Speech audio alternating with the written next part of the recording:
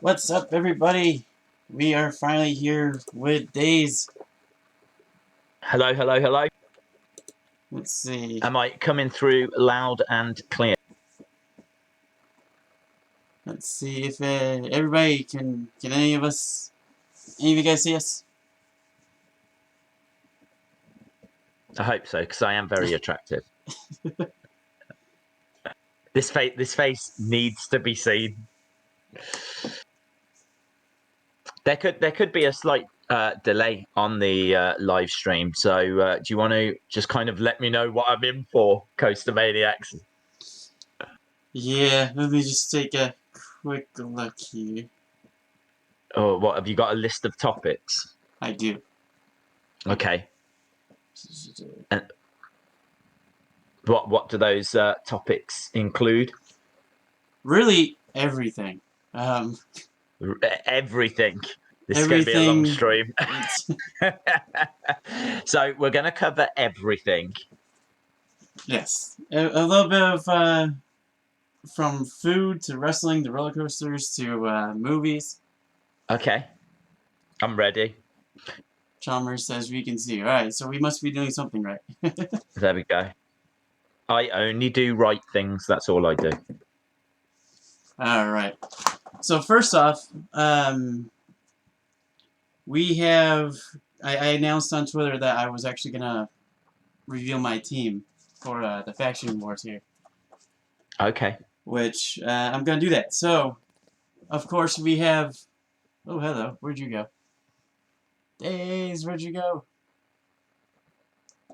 I should still be there. Okay, you're back. Alright, so we have me. We have our manager, Steve. He likes emojis. We have Monica King. We have DJ B Tazzy. And I'm sorry, Swamp, but we stole Moda. So the Moda alert is on our team. There you go. Exclusive. There you go. Breaking news. Alright.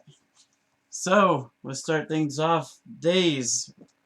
Very interesting question here for you. Will there be a championship title like Zack Ryder had for Daze? For the Faction War? No, just for yourself, or it could be for the Faction War. Well, what? Will I have an internet championship? Like, no, no, no. I've got no desire to have a championship like that. There's too many real replica belts that I want to get my hands on. So no, I'm not looking to get anything specially designed for the Faction War. Though I'm very open to the idea of someone actually designing a championship, or maybe the insiders run a competition whereby people can submit their kind of championship designs. I think I'd rather do that than just use a WWE belt, if that makes sense. Because that's what we used to do before when we did the Wrestling Daze championships. We used to have the championships in the background, and then people's names would be put on top of it. But I think the community could actually design something pretty cool. I think we need a championship with Daze's face on it, though. I don't think the world needs that. I'm just getting in that there is lag. So there will be lag. We are on a internet that, unfortunately, there'll be a little bit. Hopefully it's not too bad.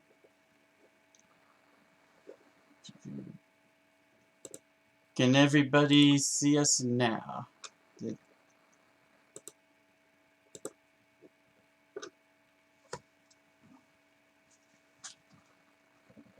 Okay, looks like we're back. Alright. So, Daze, Sunny Wolf wants to know, what is your favorite kind of food? Favorite kind of food? Yes. To be honest, this is something that we did touch on the other day. I don't particularly have a favorite kind of food. I always find that a difficult question to answer because, sometimes you just fancy pizza, sometimes you fancy a burger, sometimes, you know what I mean? Like, I can't say that I have one food that is my absolute favorite. I genuinely do just like food. I'm a food fan. So yeah, variety is the spice of life. Okay, I think for us it'd be pizza. I could eat pizza pretty much every day during this whole quarantine thing if I had to choose. Uh, Uh, uh, so what, Pete? You'd have pizza over anything? well, yeah, I would say so. It's pretty much what I got in the most of. Okay. What about favorite kind of candy? I do like dime bars, which we've spoken about before. I even showed one on a stream before. I don't know if you guys have them in America though. They're kind of like an almond caramel, kind of a crunchy center, and then it's got like chocolate around the outside. I am a fan of those, but I'm not really a big chocolate fan, to be honest. It's not something that I really go out of my way to grab. The only thing is that once I finish doing watch-alongs, I'm always quite hungry, and so I will tend to just go and grab a chocolate bar or something like that. Most nights I'll like make some toast, but if I can't be bothered to do that, then I'll just grab a chocolate bar. So I tend to eat whatever we've got in the house at the time. Does Days like sour stuff?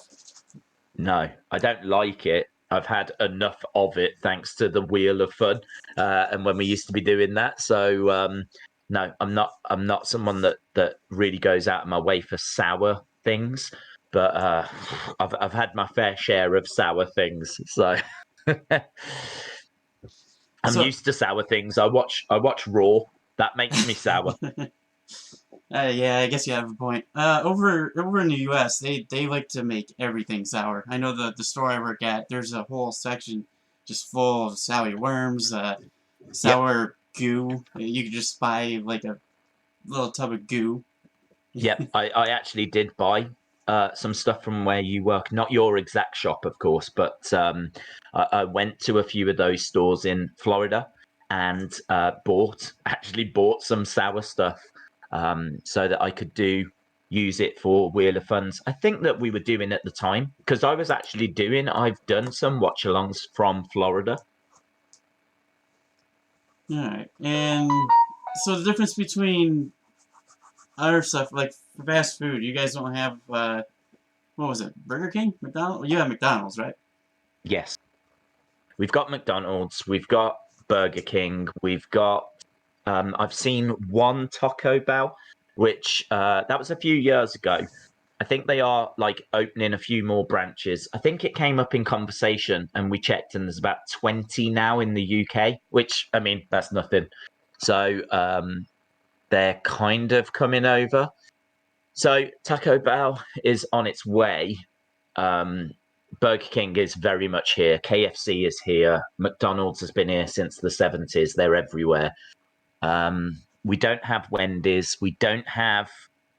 I couldn't tell you if we have Dunkin' Donuts. I mean, again, it might be there's 20 or 30 in the UK. They're certainly not in every town and every city. Starbucks are. Costa Coffee are.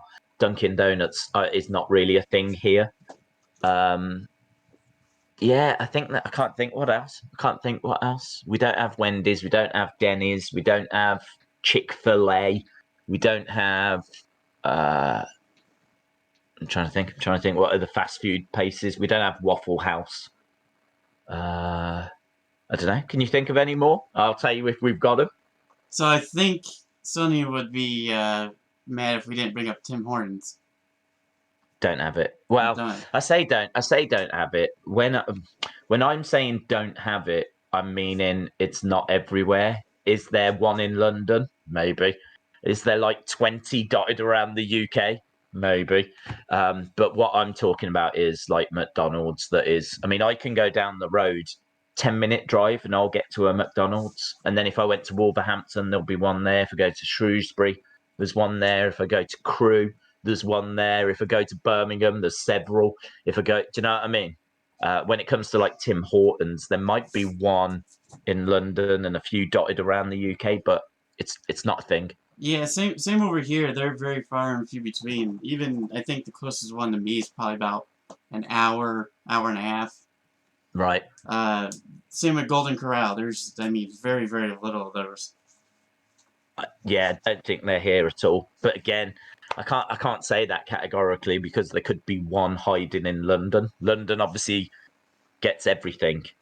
So there could be like one that they've opened there, but I'm not sure. This is an interesting question we had. If you had to make a ride to put into a WWE theme park, what would it be? And what would it be called? Okay. I think just off the top of my head, I would do something based on The Undertaker because I think the imagery would be amazing. I would definitely have it as is it a slow ride you call them, where you kind of go through a bit like Pirates of the Caribbean in Disney. Yeah, the dark So rides? the dart rides, that's Yes. right. So I would have it as like a roller coaster dart ride, but based on the Undertaker. Maybe call it the last ride. I mean, I know that's a bit cheesy, but like literally Undertaker's the last ride. Have it as a bit of a story thing. Maybe go through his career. Maybe go through and you see the streak and everything. But I would have a few like surprising drops and things in there. It's not a roller coaster that's going to be going upside down or whatever. You want it to be family friendly. Very similar to like Pirates of the Caribbean, if you will, but I'd really be pushing it as close as I could when it comes to family friendly, because I think you could get some quite dark imagery in there. I think I'm gonna one up you with this. I Okay. wasn't thinking dark ride at all, but I like where you're going with that. I would say have it be a dark ride now I had to rethink about it. But make it as like you're going through stuff like with the Undertaker, but make it like a match. Like have Okay. parts be Undertaker, then all of a sudden like the Fiend pops out, and have it kind of That like go through. That would be really cool. have you what's your favorite dart ride? The favorite one, to be honest, I haven't been on too many. I Probably Universal. They do have the Simpsons you brought up in the chat not long ago, and that just made me Yeah. remember I went on that. The Mummy was pretty cool back when they had the Mummy at Universal, because you're walking through a line and you feel like you're actually in a pyramid. It's pretty cool. Right. The Simpsons, yeah, the Simpsons is just far I'd love to go beyond. on that. Yeah, Yeah, I'd love to go on that. yeah, but that one actually, so you're actually up in the air a little bit. You just don't know it. Same for soaring. Uh, in Disney as well. You feel like you're gliding through, and it shows like a bunch of different places in the screen in front of you. And you have smells that they pump into the room that you like oranges at one point. Yeah. So imagine just sitting there, all of a sudden you smell oranges, and you're looking around.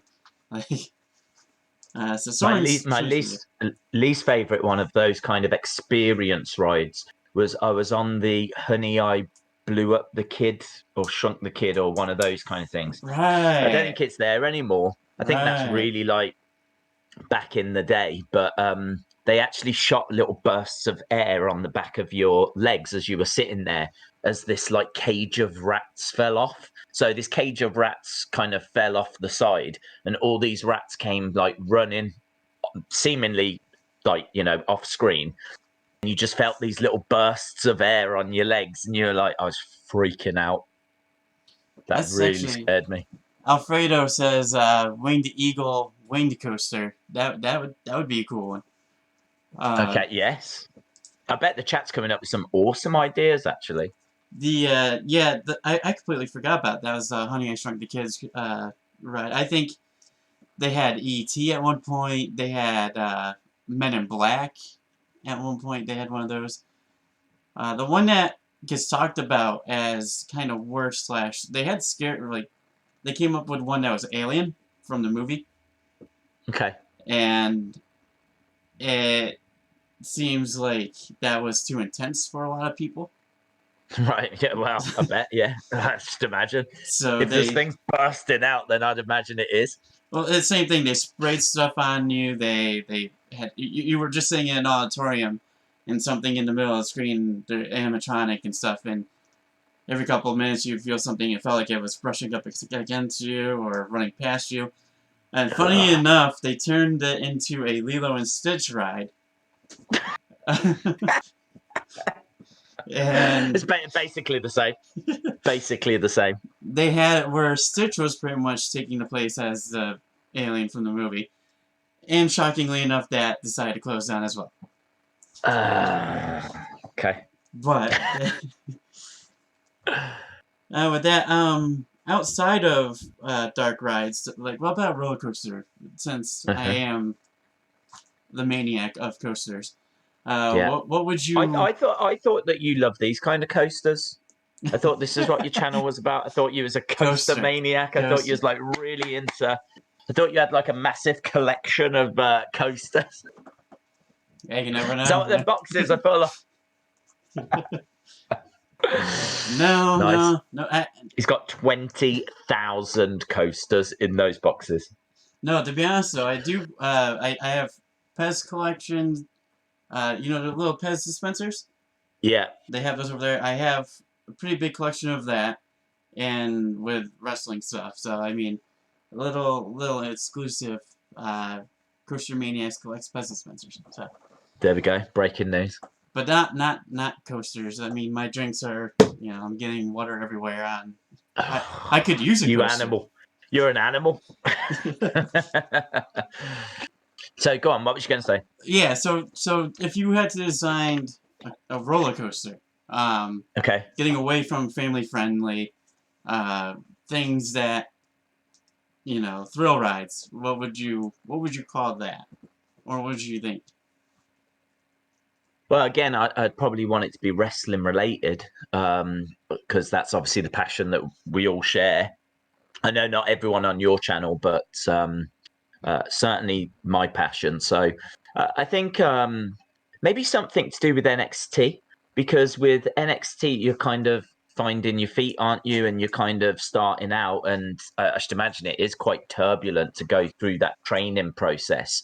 So maybe there could be some kind of roller coaster that's, I don't know, perhaps like, right, you're going to do a moonsault now, and then that's where you kind of go back on yourself, and that's where it can like loop over. So I potentially, like, if you're about to do a drop kick, it kind of throws you out to the side on the roller coaster or something. So I kind of like the idea that there's a roller coaster based on NXT and based on you learning these different moves.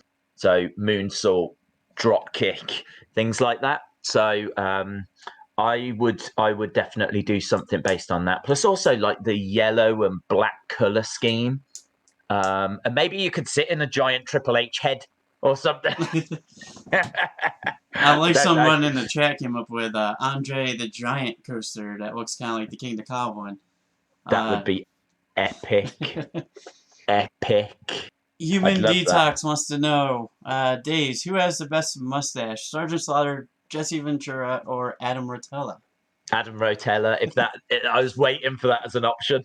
Adam Rotella has got the best mustache I've ever seen, ever. So done. Yeah, no contest. No contest. And I'm not just saying that because he's not on my team. There we go. Daze, what are yours and Daze's favorite type of socks? What kind of question is that, Sonny? It's a great question. Clean ones. Socks, I mean, she did want to know about tube socks. I think they have wrestling socks, don't they? They do, yeah. You can get loads. They're really cool, actually. You can get Fiend ones, and DX ones, and I've seen like loads. They do loads of different ones. They do like Legends and everything. They're really cool. Like the middle part is like the T-shirt that they tend to wear, and then the top part they've like got their faces wrapped around. It's a bit strange, but yeah, they look all right. If you're really into someone, you can probably get them as a sock. So there we go. I think they should have like Finn Balor's old arm sleeve with like the I think they weren't lightning bolts. What were they? They were like just the red going down them. I think that would be pretty cool. Yeah, I'm trying to think. Was it like slash marks or something? I can't quite remember. Something along those lines. I'm stuck on Undertaker lightning bolts. Okay. That would be cool too, actually. That would be cool. And she They also probably do. she wants to know what the favorite soda.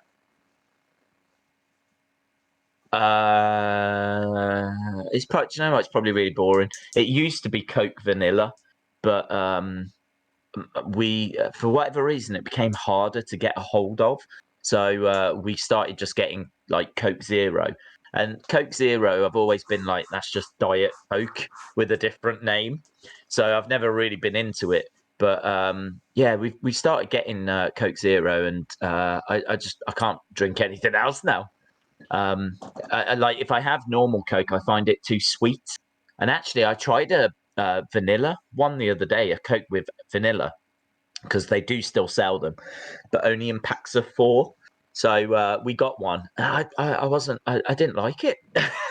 It's so weird. Like you just get used to things, don't you? Like I was drinking Coke vanilla all the time, but now I just tried one the other day, and I was like, oh, not sure about this. See, But I couldn't get into the Coke Zeros. I tried, and it just for me actually they just came out with Coke Vanilla or Cherry Vanilla Coke, and that is something that you need to try if you haven't already. I'm not a cherry fan. I don't like cherries. You know, There's not much that I'm not a fan of, but yeah, cherries. Me and cherries just don't get on. I don't know why. oh boy, exclusive. Dave does not There you go. like cherries. Yeah, I'm just not a cherry fan. Nah. If you give me a cherry, I'd probably walk away Well, in see, disgust. I don't like cherries, but I don't mind cherry flavor stuff. It's kind of like the Okay, whole. that's weird. It's kind of like the whole ketchup. I don't like tomatoes, but ketchup, I love it. Yeah, it's kind of like that kind of Right. thing. That's just so you know, that's also weird. Hey, Maniac, there you go. Ketchup mania. Running wild, brother. So someone wants to know, would you like to see a lot more U.S. commercials? Yes. I really enjoy them. I think I don't think your commercials are funnier than ours, but again, you just get used to seeing the same commercials again and again and again. So I mean, like obviously, pretty much every day I'll see a new commercial here in the UK. Like we have lots and lots of commercials, but of course, you guys get products that we just don't even get. And you guys have services and things that we don't even have. So not only have you got different commercials, but your commercials are for products that we don't even have. So I've loved watching some of your commercials, especially for like that visor. There was one that was a visor. And he's like, he can't quite see out the window. And so you get this visor and you put it down, and there was a truck all the time. There was a truck that was coming. I can't remember who makes that, but yeah, they do other things as well. Yeah, and like it was some kind of, he was in a jeep. He was part of the army. I didn't really understand what was going on. Um, yeah, I have a lot of fun whenever I get a chance to watch American commercials. I love it. So yes, I think that could be a very fun stream. Just watching American and commercials and reacting to them. As weird as it sounds, but we always have fun whenever we do see them. We love just skipping. Like, it's just amazing to see your reaction to them because we're just like, this one again. Like, Yeah, and I totally get that, because I would be the same if I was watching someone just react to British commercials. But I can understand, because of course, like we probably have stuff that you don't have, oh like sure, very English things, you know. So watching someone in America react to the English commercial, I can see how that would be entertaining. So I do get it, but I do understand it's a bit weird as well. But yeah, I think that'd be a very fun stream. So let me know in the chat. I think we should get Daze on one of those commercials. Have him casted for it. Be the guy that's in the car with the visor. Oh, that'd be a dream. That'd be a dream. Perhaps I can be the new My Pillow guy. My Pillow. Do you have a My Pillow? No, we don't even have My Pillow. But when I was in America, I obviously saw him loving that pillow, snuggling up to it on the packaging. So straight away, without even knowing it was a thing, I think I included it in a toy hunt video because I was like, check this guy, he loves this pillow. But then it turns out that it is a thing, isn't it? And like everyone knows about the My Pillow guy. Yeah, and everybody knows that they're not cheap either. Oh right, So okay, he's just hugging dollar signs is what he's doing. Yeah. right. Oh, controversy. I think they're like The dark side of $50. the pillow world. I think they're like $50 a pillow. Madness. I mean, they're supposed to be kind of like those Sleep Number beds, and that there's like a warranty on them. And do you guys have those over there? Sleep Number beds? Well, my knowledge of beds and beds availability is not maybe where it should be. So honestly, I couldn't say. What I can tell you is I've never seen a commercial for one. But Yeah. again, if you used to go to like a bed specialist shop, would I be surprised if they had one there? Maybe not. So they could sell them, but it's not a thing. If that makes sense, it's not something that I know of unless I was going to a bed specialist. What a weird conversation! I love it. A bed specialist. Is there such thing as that? There is in the There UK. is. Really? Yeah, there's a few. I should imagine you. I mean, you guys have got Bed Bath and Beyond. Are they not classed as a bed specialist? They've got bed in their name. And the bath and beyond. And the bath, yeah. But then I'd say they're a bath specialist as well. Now we definitely have places that do beds, pillows, duvets, valances. Do you know what a valance is? I do not.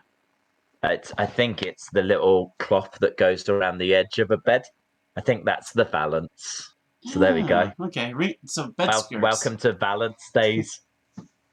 Welcome to Valence Maniacs.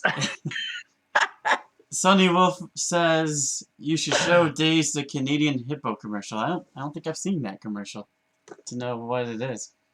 You can buy hippos in Canada. Amazing. I definitely want to see that commercial. Yeah, $50 a hippo. Yeah. That's a bargain. Do you know how much hippos are over here? They're more than $50 per pound. Yes, it's all in pounds over here. Yeah. Would Daze like to work for WWE or be sponsored by WWE? That's a good question, actually.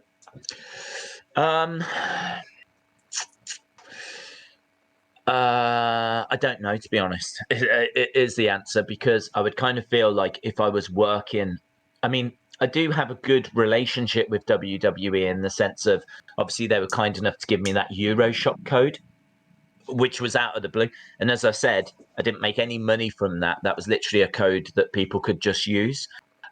So, and also, I mean, like the kids magazine, it's got WWE in the title. But obviously the way that works is a company will go to WWE and they will say, look, we want to make the magazine.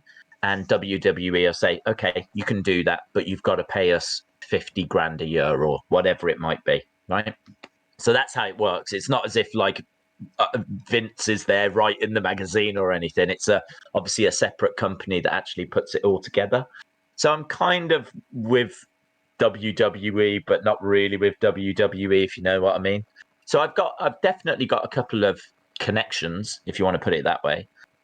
But that's it. I mean, I wouldn't really. I don't know that I'd want to be sponsored by them or anything like that, because how I don't know how it would work. Like, I'm very honest on the streams. I've been very honest about how much I hate the whole Drake Maverick thing. Like how much it actually disgusts me. That's gonna be with you forever, isn't it? Well, I mean, like I think it's appalling, and I've been very honest with that. I don't know. I mean, if I was being sponsored by WWE, would I still be able to express those kinds of feelings? I don't know. I don't know. Would there be a very awkward conversation that I'd have to have if I did? Well, don't forget, you were on SmackDown. Yeah, again, though, that's them. I mean, yeah, they got in touch with me and just says, look, we'd love to use this. Can we? And of Yeah, course that's I said awesome. yes. That's So awesome. that's it. I mean, there's not really much more of a relationship than that. Same with they used the clip for backstage, but they never even asked me permission for that, which I thought was very strange. Like literally, I was watching backstage and I was on, and I was Surprise! like, they if ever they use a clip, they always ask, but they didn't with backstage. How weird is that? I'm not bothered, but yeah. So in answer to your question, I would be concerned if I was sponsored by them. If I worked with them as like a commentator or something like that, that might be cool. The only downside would be, of course, again, I don't think I'd be able to publicly criticize them. And also, I don't know what it would mean for like the watch-alongs and the channel and everything. You know, if I was doing commentary for say NXT UK, when that might be all right. Well, if I did commentary for like NXT UK or ring announcing or something like that, which you know would be awesome, and I'd love it, and I'd give it a really good go. I kind of think then I wouldn't be able to do the watch-alongs and be open and honest, would I? I mean, I can't be doing ring announcing or something for NXT UK and then sitting down criticizing them on Raw and stuff like this. So Bad product. yeah. So I don't know. I think it's probably best that I just don't get involved at all. To be honest. Breaking news: Wrestling Daze fan wants to tell you he loves you, Daze. Shout out to Wrestling Daze fan. I'm a big fan of Wrestling Daze fan. See, we already did that one. For $4,000, you can get a seat number bed. There you go. Boom. $4,000. What's Daze's favorite films? As well? What's Daze's favorite films? Oh, that's a good question. Can I just say, first of all, how weird this is for me because I cannot see the chat at all. And so literally I'm just sitting here just chatting away. That's and, okay. We can't see you anymore either. You kind of your screen just went blank. What did I disappear for a there moment? There you go. You turned John Cena on us. Okay, so favorite films. That's a great question. I genuinely do love documentaries. I remember seeing the film Senna. I don't know if anyone's seen the film Senna. That's a documentary all about a racing car driver, and it's brilliant. It's so it's you don't even need to know or care about racing driving because I don't really, if I'm being honest. But I've heard of Senna and just what he meant to like the people in Brazil. He was a national hero, and they show you like some of the things that he has to do. Like he has to drive a car that's like really badly broken, and like it's really putting a strain on his neck and his shoulders, and he still ends up like coming in third or something like this. It's like just watching the stuff that he does, and I mean I'm not going to ruin anything. All I'm going to say is it's regarded as one of the best documentaries. You should definitely watch it. I think it's brilliant. So Senna is fantastic. Highly recommend it. Actually, I went with a friend to the cinema to watch it who doesn't like not only motor racing but doesn't like sport. Right. So you can imagine how thrilled they were when I was like, well, we're going to see a documentary about a racing car driver. So you can imagine their reaction. It's one of their favorite films. Wow, that's saying something. That's how good this thing is. It's one of those films that it's about sport, but it transcends sport. So yeah, it's brilliant. So I love that. I love. I mean, I'm trying to think of actual films that people may have heard of that. It's really tough. I mean, I love Cool Runnings because that was based on a true story, and it's a film I watched when I was young. I love. I'm just looking at the films now that I've got, because I've got DVDs here, and I'm trying to think. I'm not a film person. That's the problem. I mean, I love the Rocky films. I love, horror films. There's a really, do you know what? There's a really intense film. I'm going to tell you a good film now. There's a UK film, a British film, and it's like if you're watching this, I can see the DVD over there. It's an 18, so you've got to be 18 to watch this, okay? But it's a UK film. It's called Dead Man's Shoes, right? And it is. What's it called? It's called Dead Man's Shoes, and it's very British, and it's all about this younger brother that gets bullied. So and he's got learning disabilities and things like this, and his older brother, who's in the army, comes back home to help, basically, because it's getting a bit out of control. So his older brother comes back to help, and it gets quite dark because the older brother is starting to go after these people that are bullying his younger brother. And again, I can't say anything without ruining stuff, but it's a brilliant film. Well, that just took a turn. I was expecting with the name Dead Man's Shoes. I was expecting horror, big time horror, a pair of this is a shoes. It's no. It's a thriller. But again, it's not one for youngsters. I mean, if there are younger kids watching, Cool Runnings is cool. Cool Runnings, yeah. Oh man, I'm trying to. I mean, obviously, I appreciate Toy Story and the Pixar films. I think for me, it would be the Batman series. I liked Batman Begins. Yeah. Dark Knight Rises and the final one, whatever it was called. I can't remember what that last one was called. You got Dark Knight Rises, and then Batman. I can't. What was the last one in the Dark Knight trilogy? They have so many, so many. They have Batman, Batman Begins, Batman Forever, the Dark Knight, Dark Knight Rises. Was it Dark Knight and Dark Knight Rises? Dark Knight Rises was the third, was it? Maybe. Let us know in the chat. Do you know what? Though I love those three in particular.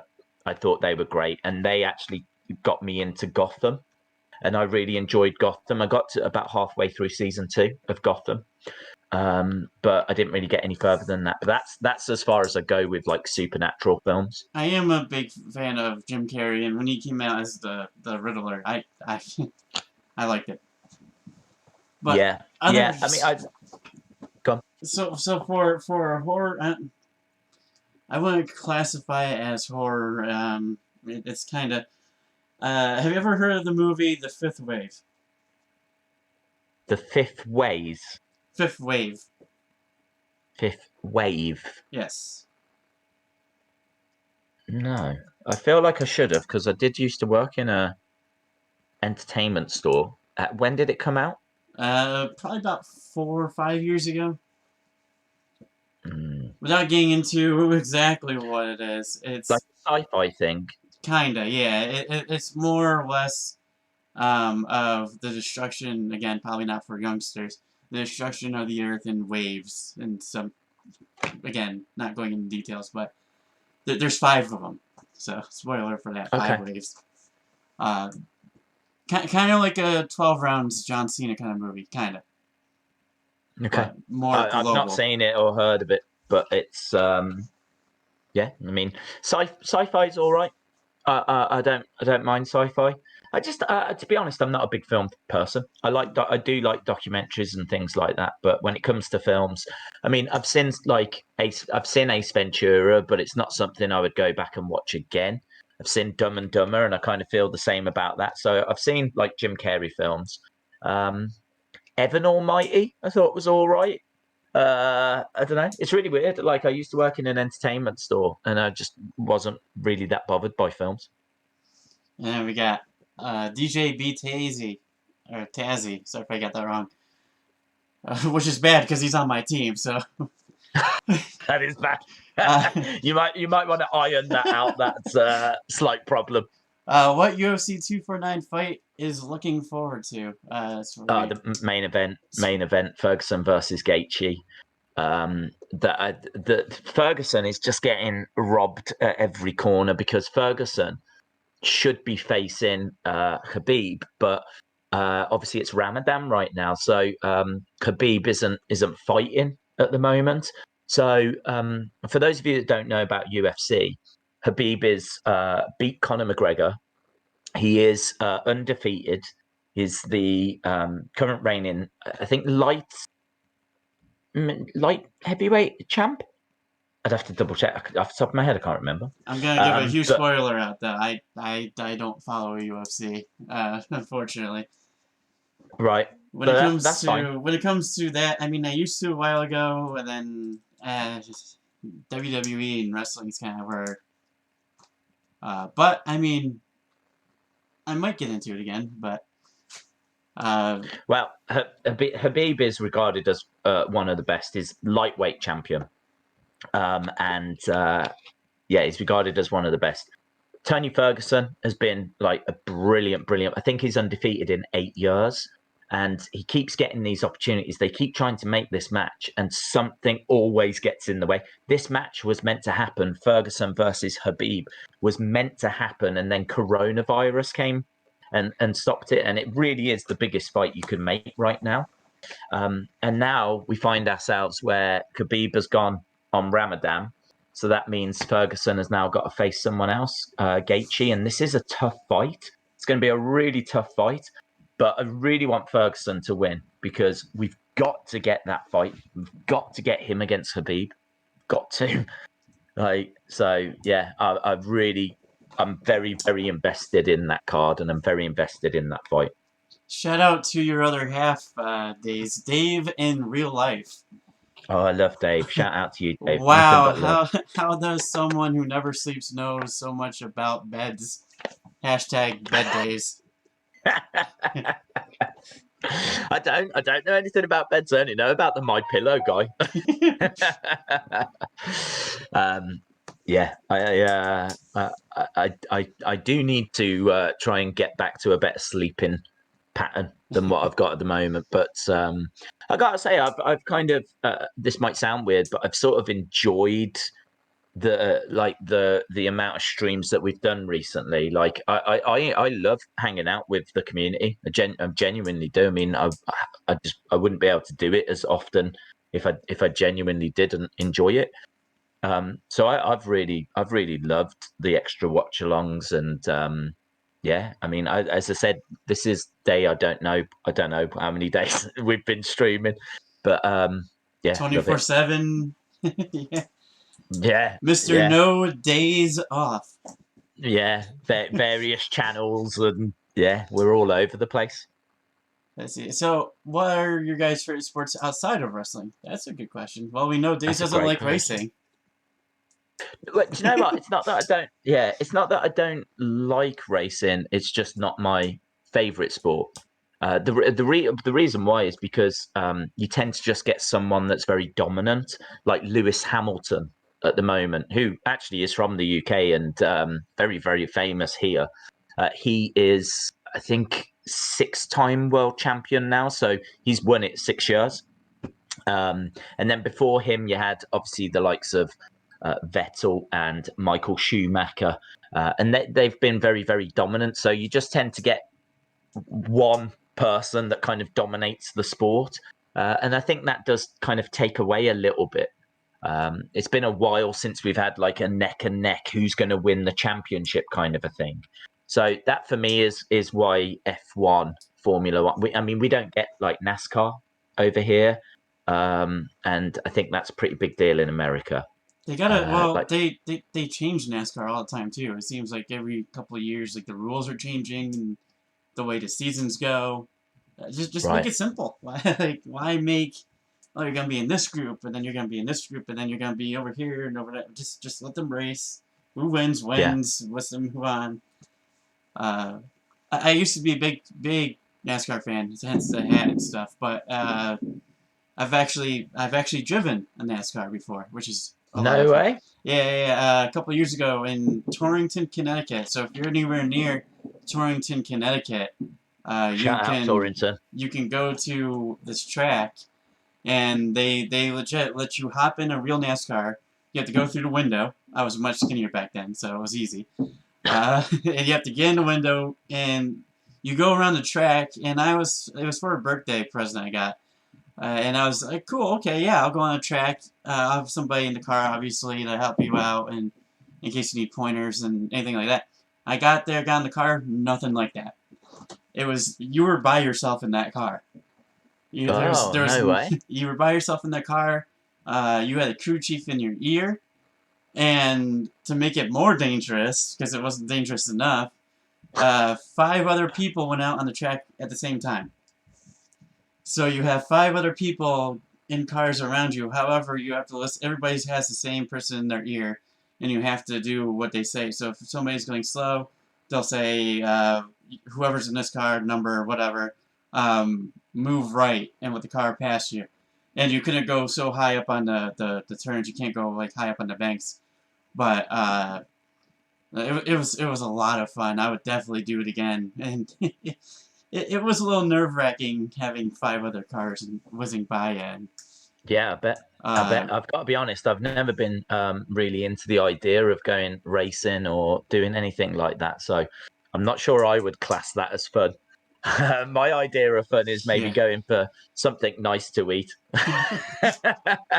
If they've got a lovely restaurant, then I'll be in there. And well, I think I'm kind of getting into that kind of world as well. I mean, nice restaurant over possibly hitting a wall or going fast is That's my life motto. In all fairness, a nice restaurant over maybe hitting a wall. That's what I live my life by. you'll just wave watching the people by. Oh look, oh look. Yeah, Jeff Dunham, yeah, shout out to him. I left her. yeah. Just waving like this. I'm like, get the dessert menu. Thank you, thank you. Can you be as fast as them? Oh, Yeah. What about, so we have a question coming in. Do you like the Impractical Jokers? Or know who they are over in the UK? yeah. They're. I think they could probably walk down the street here and not be bothered that much. In all fairness, There they're you not. go. They need to go over there. Well, they are over here in the sense of I have flicked through the channels and come across the show. So I know they are on TV over here, but they're certainly not on one of the major channels. They're going to be on one of like the buried away satellite channels. I think that I think they could walk down the street and people would recognize them, but it wouldn't be like in America. Like I think they're a really big deal in America, aren't they? Oh, yeah, yeah.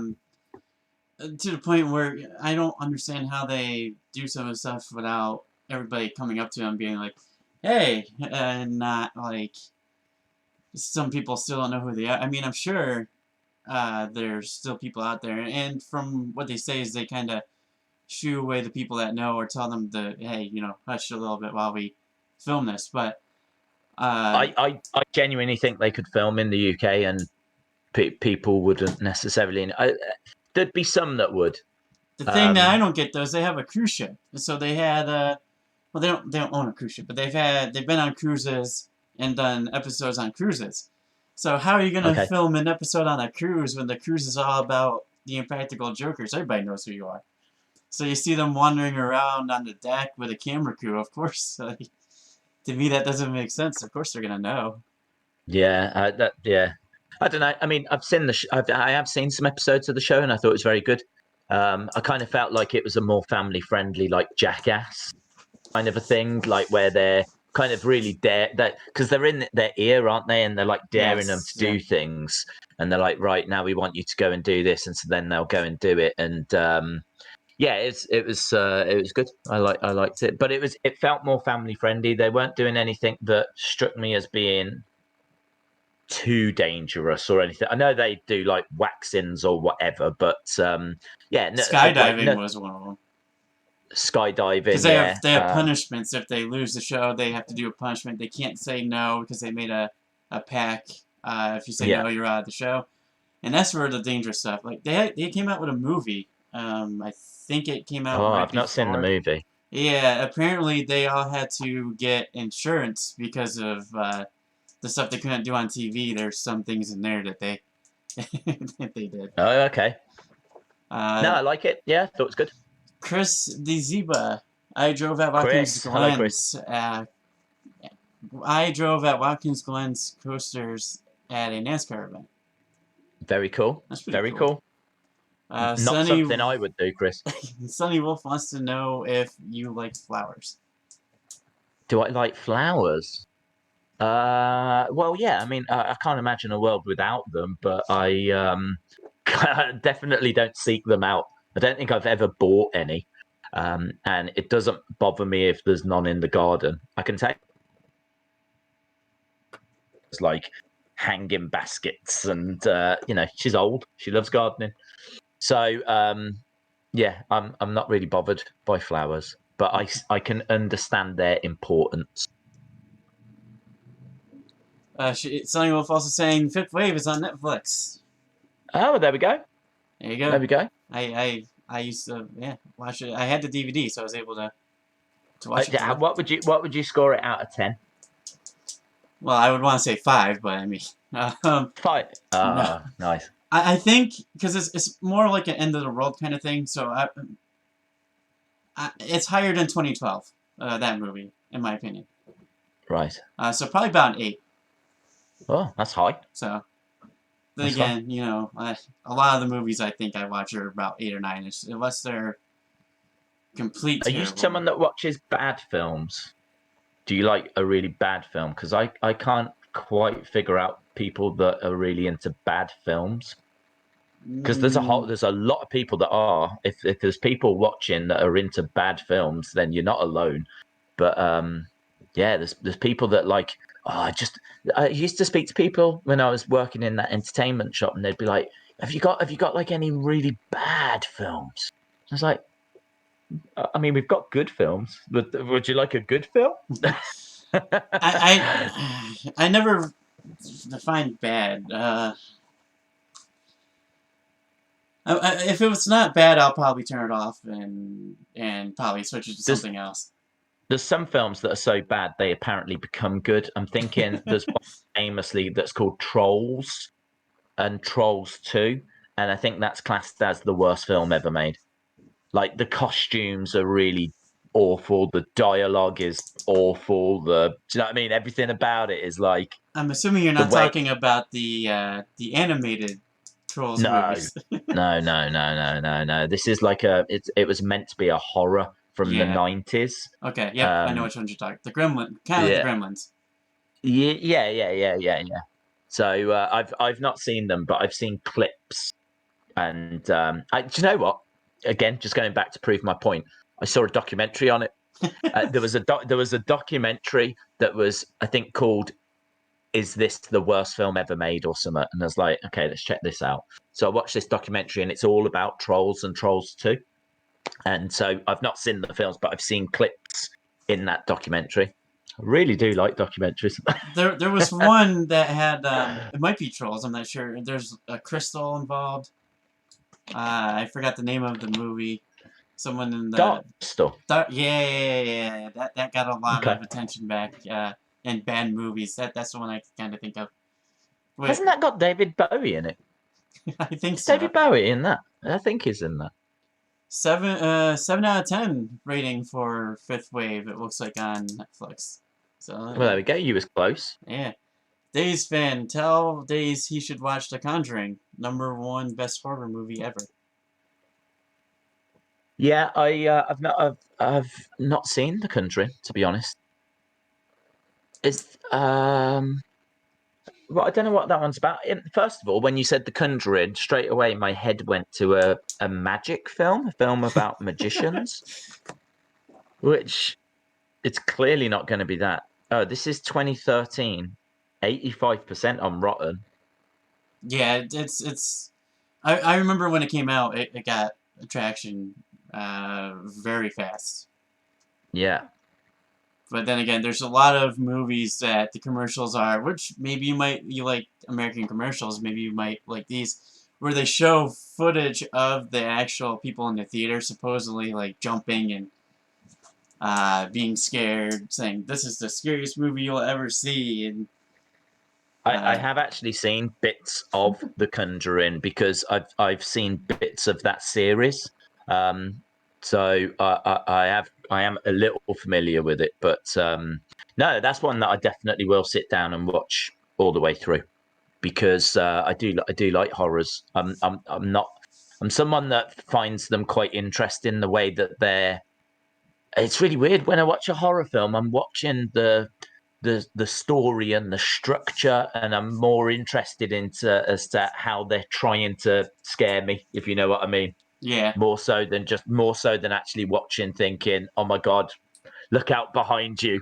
If you know, I'm more interested in how the film is put together. I don't know. I really like documentaries. So okay, documentaries. What's your number one documentary that you would recommend? Senna. Yeah.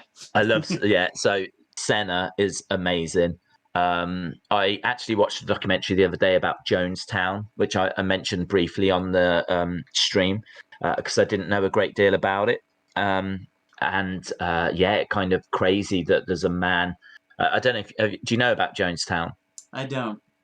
Okay, so there was a guy who was a preacher, and he convinced people that he was like the son of God, connected to God, kind of a thing.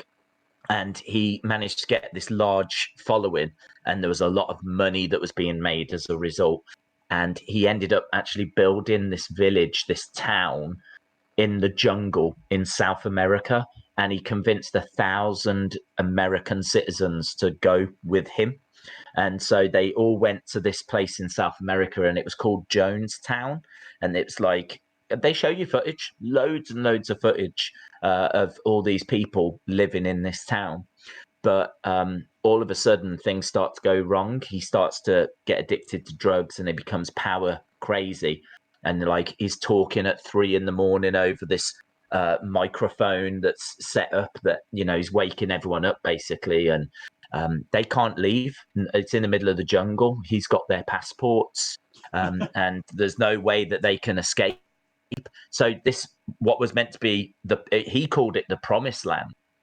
What was meant to be the promised land all of a sudden starts to become a living hell. And if anyone kind of speaks out against him or against Jonestown, then they're punished.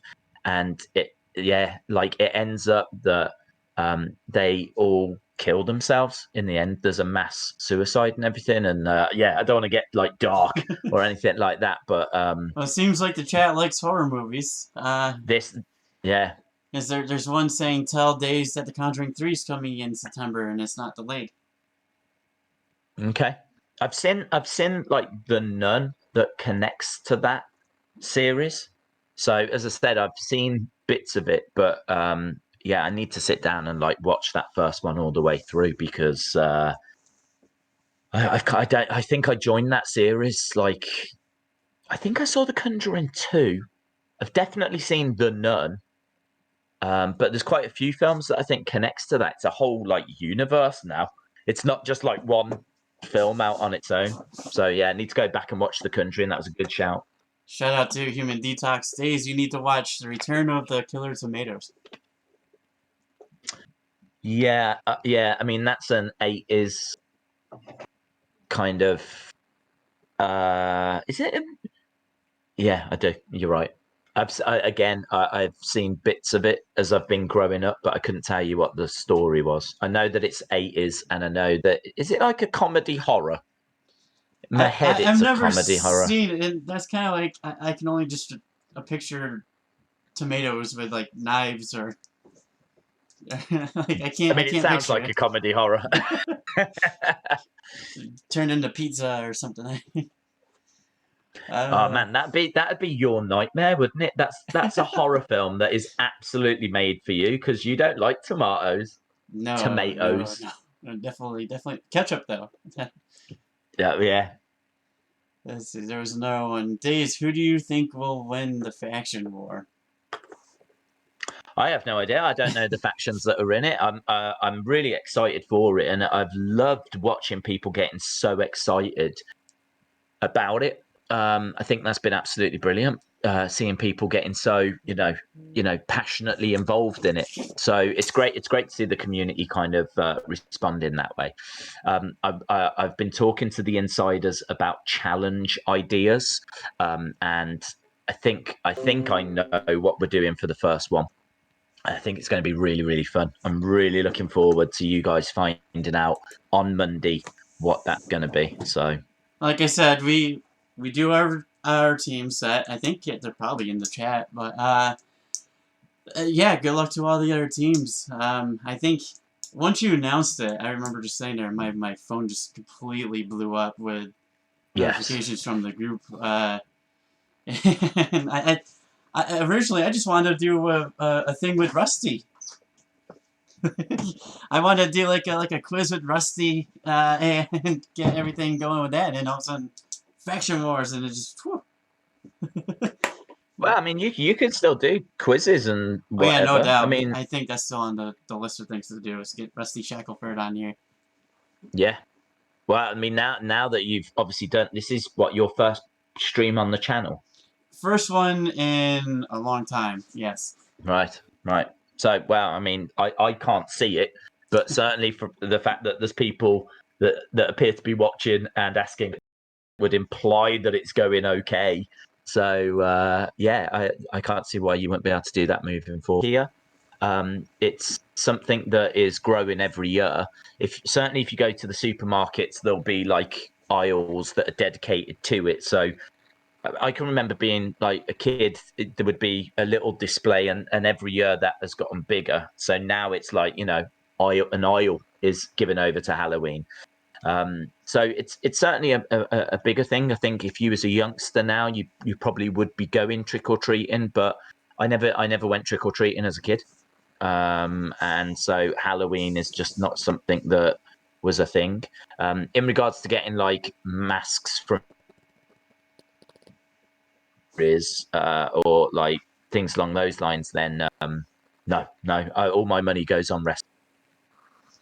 Yeah, I know. See, for me, I mentioned it in the Insiders. Shout out to the Insiders podcast, by the way. If you're not subscribed to them, go ahead and subscribe. They make amazing interviews, tons a week, right? I think at least 3. Yeah. I spoke a little bit about being a horror guy over there and loving Halloween. I have tons of years of setting up in front of our house, hundreds and hundreds of dollars all the time. Not surprising, but we get about 300 kids every single year, and so yeah, and No way. yeah.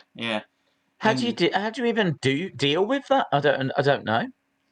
I mean, What happens if you say trick or treat, trick? What if you say trick? I haven't had that problem yet, but um, What? So they open the door, they say trick or. You see, this is how much it's just not a thing. Like I don't even know what the etiquette is. Like you open the door and then they go trick or treat, and then I understand you just give candy, yeah. but like, what if you just go trick? It's not really a thing. Not a lot of people even see it anymore now. They just knock on the door and open get the bag. candy. Yep. And believe it or not, so I'm over there. Don't get it. And it seemed like I was buying masks every year. I was part of a haunted house the last 7 years called 13 Nights at Jiminy Peak. And actually, I have the mask here. This is what I was wearing. Amazing. Yes. I've got to say, it looks better than your other face. Yeah. So this it's a definite improvement. Yeah. My other half. No, I'm not gonna put it on. You can't see a thing in that. So I don't know how the Fiend does it at all. No depth perception at all. That's a great mask. That new Fiend mask looks really cool. Yeah. So I would pop that on, and every couple of people that would come up. Oh, we lost you, Daze. Daze is gone. John Cena again. We can hear you, just can't see you. Okay, that's fine. So we every time Halloween rolls around, I spent about the whole month. There we go. The whole month preparing, sending stuff out. All the animatronics that I have goes out the day of. So I'll probably post pictures on Twitter because this is definitely a spectacle to see. Every single year we get people coming up saying, oh, this is the house. Oh, this is the, they remember us. And not a lot of people on our street go out and do that. So we're one of the ones that stick out. I got to the point where I have enough lights on my tree outside that you can see our house from the top of the road, which is awesome. Right. Yeah, very cool. And got to the point I should where imagine it's brilliant for young kids. the young kids that are brave enough to go up to the door, yes. Yeah. I like the young kids that are still a little bit, unsure and whatever. I suppose what age do people do trick or treating up till? When do they stop? I mean, I've seen people probably in their 13, 14, 15s going around, but my 15. goal, my goal. So you have all the kids, right? They're coming up. They're coming to the door. Like I have the projections. I have the smoke. I have the smoke. Uh, Because we got a street profit here. I have all the animatronics. I tend not to try to scare the kids on purpose. If it happens, it kind of happens. If they drop their candy, I'll give it back to them. Obviously, I'm not Oh, that that's big good a of you. deal. You mean rather than eat it yourself? The first couple of years I was doing it, I made candy, Yeah. but no. So my goal is to get the parents. Like they had the parents that stand at the end of the driveway, and let their kids go up to the door, whatever. I would stand there like with that mask on or with another mask on, and just stare at them and have a time. They would think it funny, and sometimes I would just like quickly move and get them, and it wouldn't stop at the end of the road. I would kind of follow them up the road a little bit too. kind of, Okay. it was fun. It's all in good fun. I can't tell you how many pictures I've been in over the last couple of years. The house, it got tons of pictures taken too. It's definitely by far our favorite holiday, and I'm glad to see horror stuff coming back into the WWE. Mm. Yeah, it's been a welcome return, definitely, and it's really resonated with people as well, hasn't it? People have absolutely loved having like a darker character. So yeah, Speaking of good stuff. people loving stuff, our neighbors must love us when that comes around. Yeah, I bet. We have lights going, and every single year too. We've been because I DJ a lot too. A lot of people don't know that, and so I have DJ equipment. I have DJ lights, DJ speakers.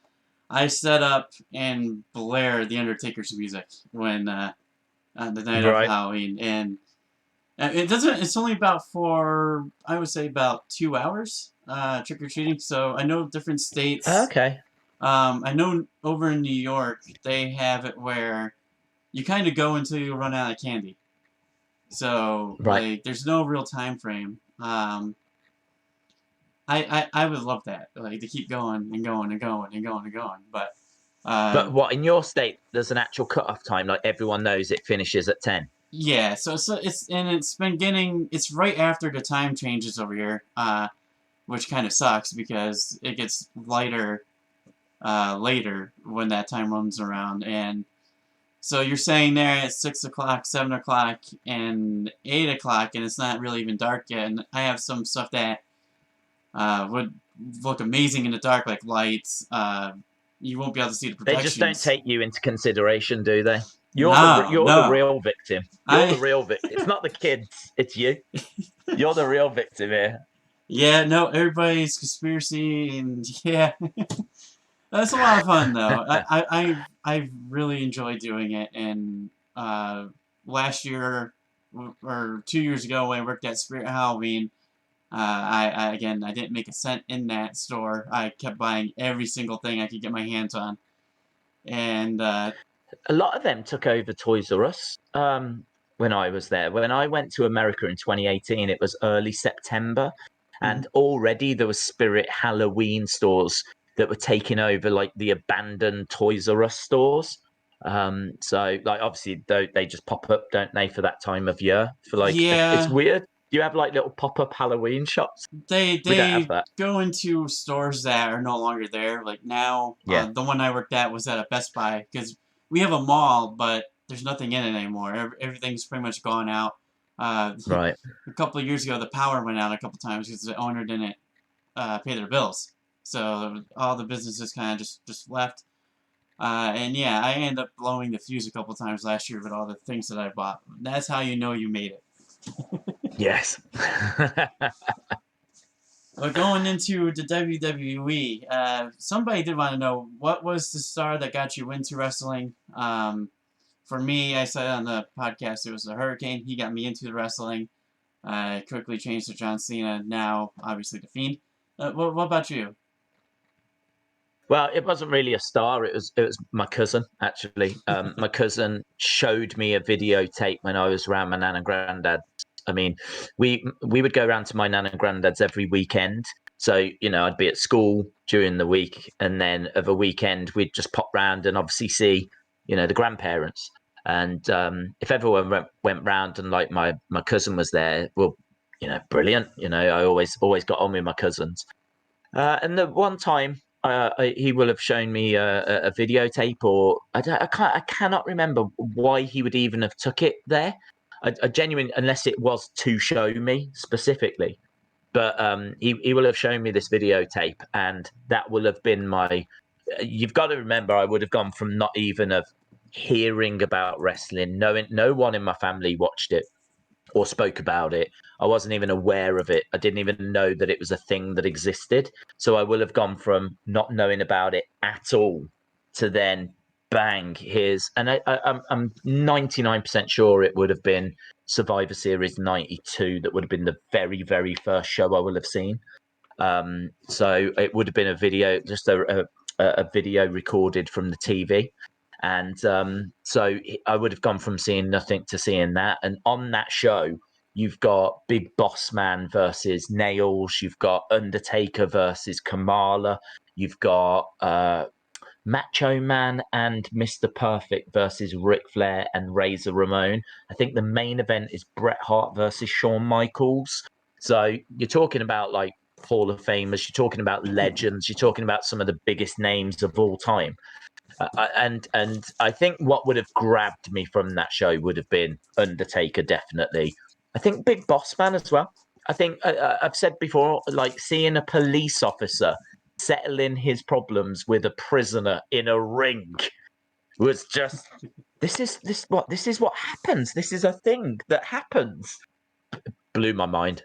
Yeah. It blew my mind. Blew the doors open, and that was it. I mean, from that one viewing of that one show, I needed more. Like, okay, so there's let's get this right. There's a police officer and a prisoner. There's a dead man and someone from a tribe, and then just like a really great like Bret the Hitman Hart was just cool. And so like yeah, there's so much stuff in that show. And it's not a particularly amazing show. It's not a show that people go back to and revisit or anything. It was just a pretty standard pay-per-view. In fact, a bit of a weird one by Survivor Series circumstances, because I can't even remember if there was a single traditional Survivor Series match on that show. So by Survivor Series standards, it was a bit strange, but it was enough to hook me, and that was it. As soon as like if we went to a car boot after that, and there was a WWF videotape, I'm getting it. That's mine. So I was dropping 50p's and pounds, and yeah, buying all these tapes, going home, having my toast and a cup of tea, watching WrestleMania 5 or whatever it might have been, and just yeah, from there, man, from there. There's You got into it because of your KB toys, wasn't it? yeah. My mom worked at the corporate office of the KB Toys in the state, which was pretty cool. And the Hurricane, I don't know the details on how or why he came. I just know he came, and I was sitting there with my plush pal, the brawling buddy, the little Yeah, DDP brawling buddy, love them. and I'll remember he's like, oh, so that's your favorite guy, huh? I'm like, I don't know who it is. Everybody there, like the parents, though, I'll remember the parents were trying to get the Hurricane to take his mask off, and he was not having it. Yeah, Just they're like, no, oh, it's but for the kids, and no, well, he shouldn't. Do you know what I mean? He shouldn't take his mask off. Masks in wrestling are very, very prestigious. yeah, I mean, I don't know if the Hurricanes is to him, but I mean, obviously when it comes to luchadors and Mexican wrestling, like their masks they never take them off. So we have in the chat, I don't know, it seems to be confirmed. It says, Confirmed breaking news. according to Ringside News, Jimmy Uso is out for 6 to 9 months. Okay. Injured. I wonder what they'll do with Jay. Have you heard? It seems like everybody keeps saying yes, that's true. Have you heard anything about that? No, because obviously we were setting this stream up. So for the past few hours, I've obviously just been focused on this. So no, I've not seen any news. I tried to have a quick look through my Twitter notifications before we started setting this up, but I didn't see any reports of that. So no, that's news to me. That could be interesting if it's true. Yeah, what would they do? Especially with this hacker storyline, that could have done something. I don't think they would have split the Usos, to be honest. I mean, they're brothers, and I don't think the Usos would work that well individually. I think they're a tag team for life, personally. So I don't think the hacker thing would have played into the Usos. Could have done, but I definitely wouldn't be splitting the Usos up. So yeah, I mean, they might try and do something with Jay on his own for a bit until Jimmy comes back, or they might just not use them. They might just park both of them for the time being, you know. I must have missed something in the chat. They're talking about maple brown sugar chicken wings. Nice. Which basically, so I don't know. Did the Miz show up as KFC again? Like the Colonel. Remember that? I do remember that. I mean, it was quite a few different ones. It wasn't Ric Flair the Colonel. He was the Colonel at some point, wasn't he? And Dolph was as well. Yeah. They were like passing it around for a little while, but it's been a little while since they've done anything with KFC. Yeah, it's Bray's turn next, isn't it? Imagine that. Oh yeah, could you imagine the Fiend as the oh my god. Have the little wig on. If there's money involved, they'll do it. Funhouse Bray. He could be a very fun version of it. Funhouse Bray would be awesome, actually, as because he kind of does sell those Funhouse boxes on YouTube. He does a fun little job of that. So I could see him saying like how great chicken is and everything. So yeah, that could be quite fun, actually. Open it up in this rambling rabbit. Yeah. I'm not sure how KFC would feel about that, but yeah. So a lot's come up with the recent SmackDown. A lot of people are saying talk about Abby, talk about Sister Abigail, talk about Bray Wyatt. Okay. That last Firefighter Funhouse. I mean, like you said on your stream, they're not really seeming like episodes. They seem more like you said promos more than anything. Yes. Yeah. I do miss the days where you had minute-long videos of him in the full set. Yeah, the full set. Yeah. Splitting to something like the Muscle Man dance, or splitting something with him having a hammer. It seems like people are starting to get tired of the friendship wall and just being promos. What's your opinion on that? Yeah, I think that too many times they're advertising it as the wrong thing. I think, you know, if you start SmackDown and say there's going to be a brand new Firefly Funhouse episode tonight, then you are going to think back to those original 8-9 episodes that we had last year that were proper episodes that had the puppets and the full set and it explored a theme and there was lots to digest and really get into. If you then just end up getting a promo, I mean, granted, Bray was sat reading a little story, so I can tell that there was a bit of work that went into it more so than it being just a chat backstage with, you know, Kayla Braxton. So I appreciate there was more work that went into it than just a normal promo, but still, it didn't qualify as an episode for me.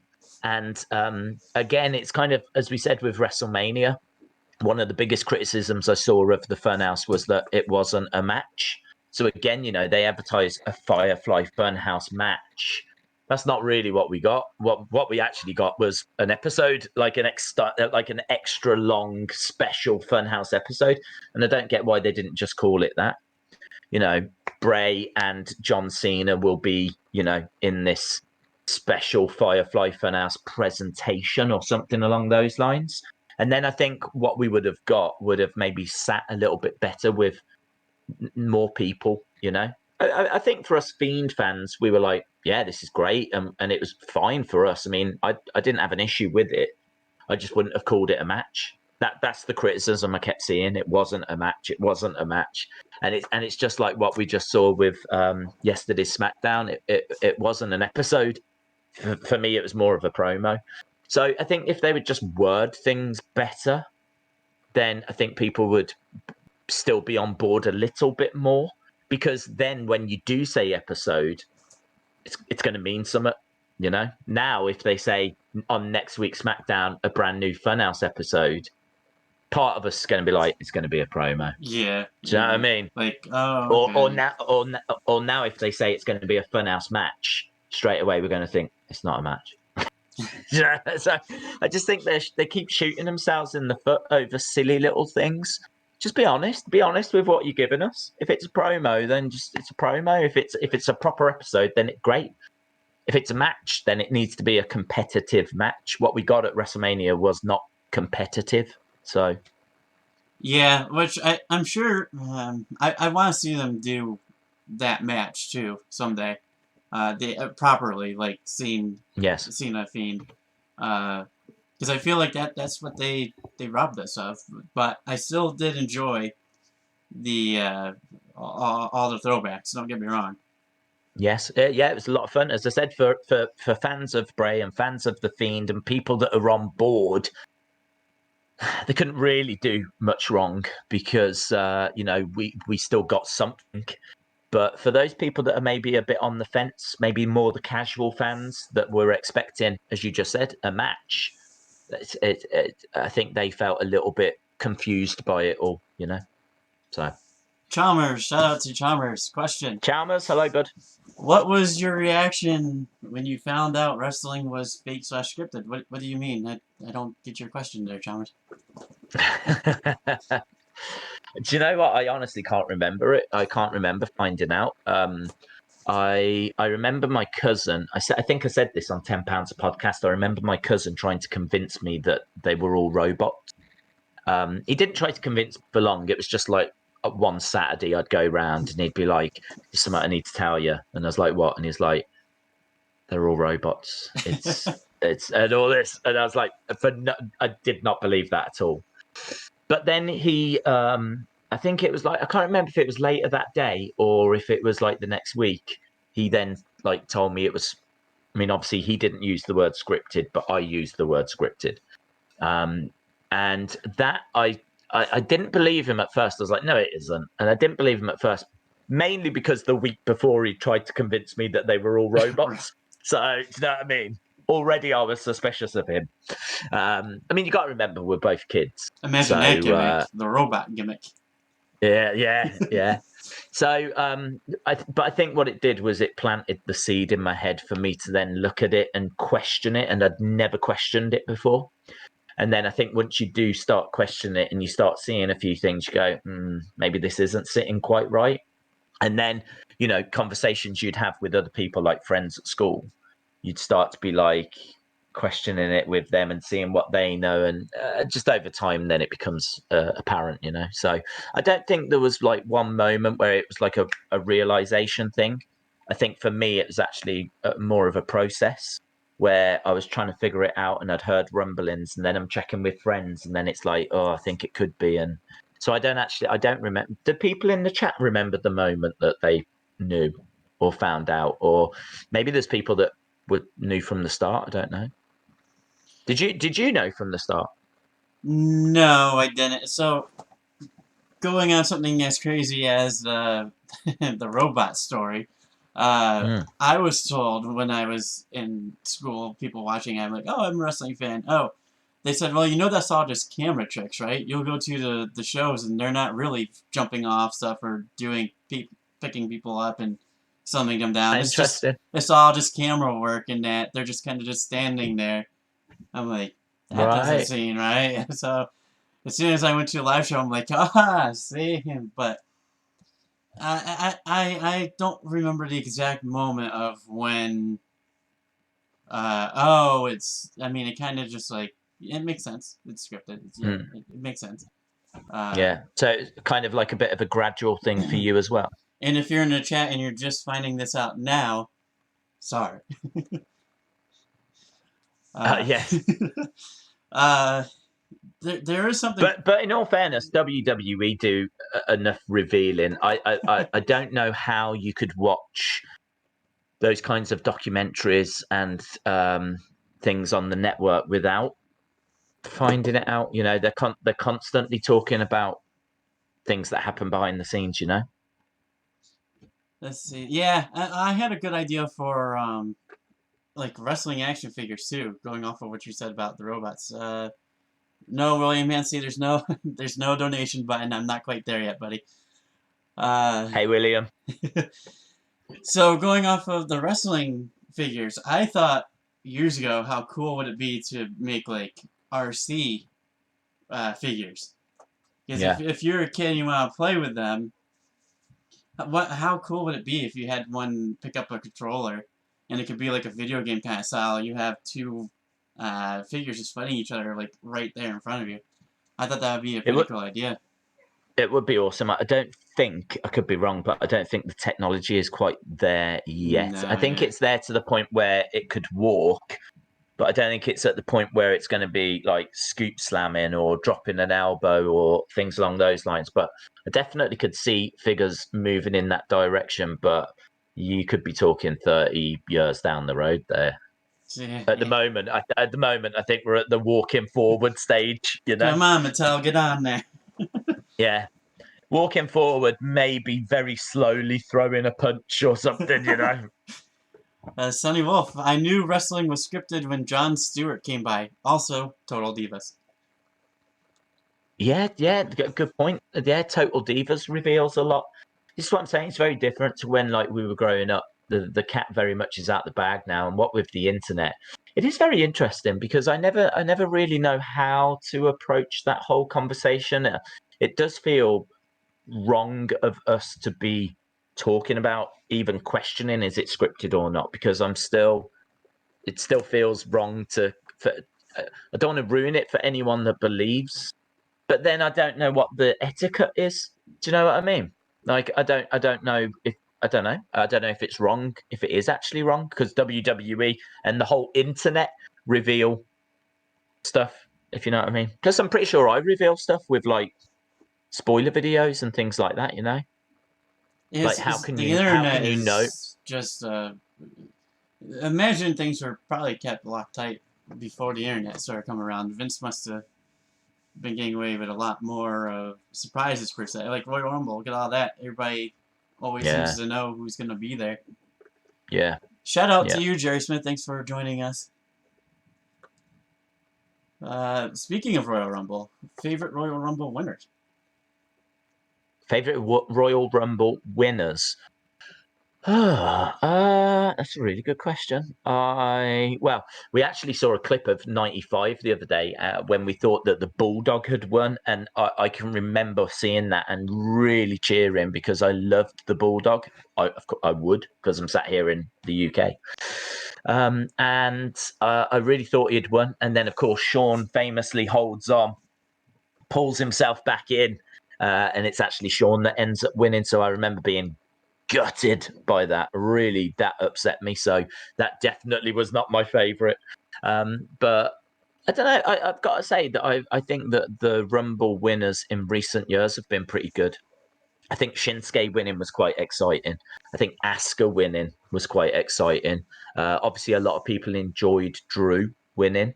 I don't think people necessarily enjoyed Charlotte winning, but I think that it's definitely an honor that she should have at some point, you know, like being a Rumble winner. So I wouldn't have her win it again, but I think it's right that she won it at least once.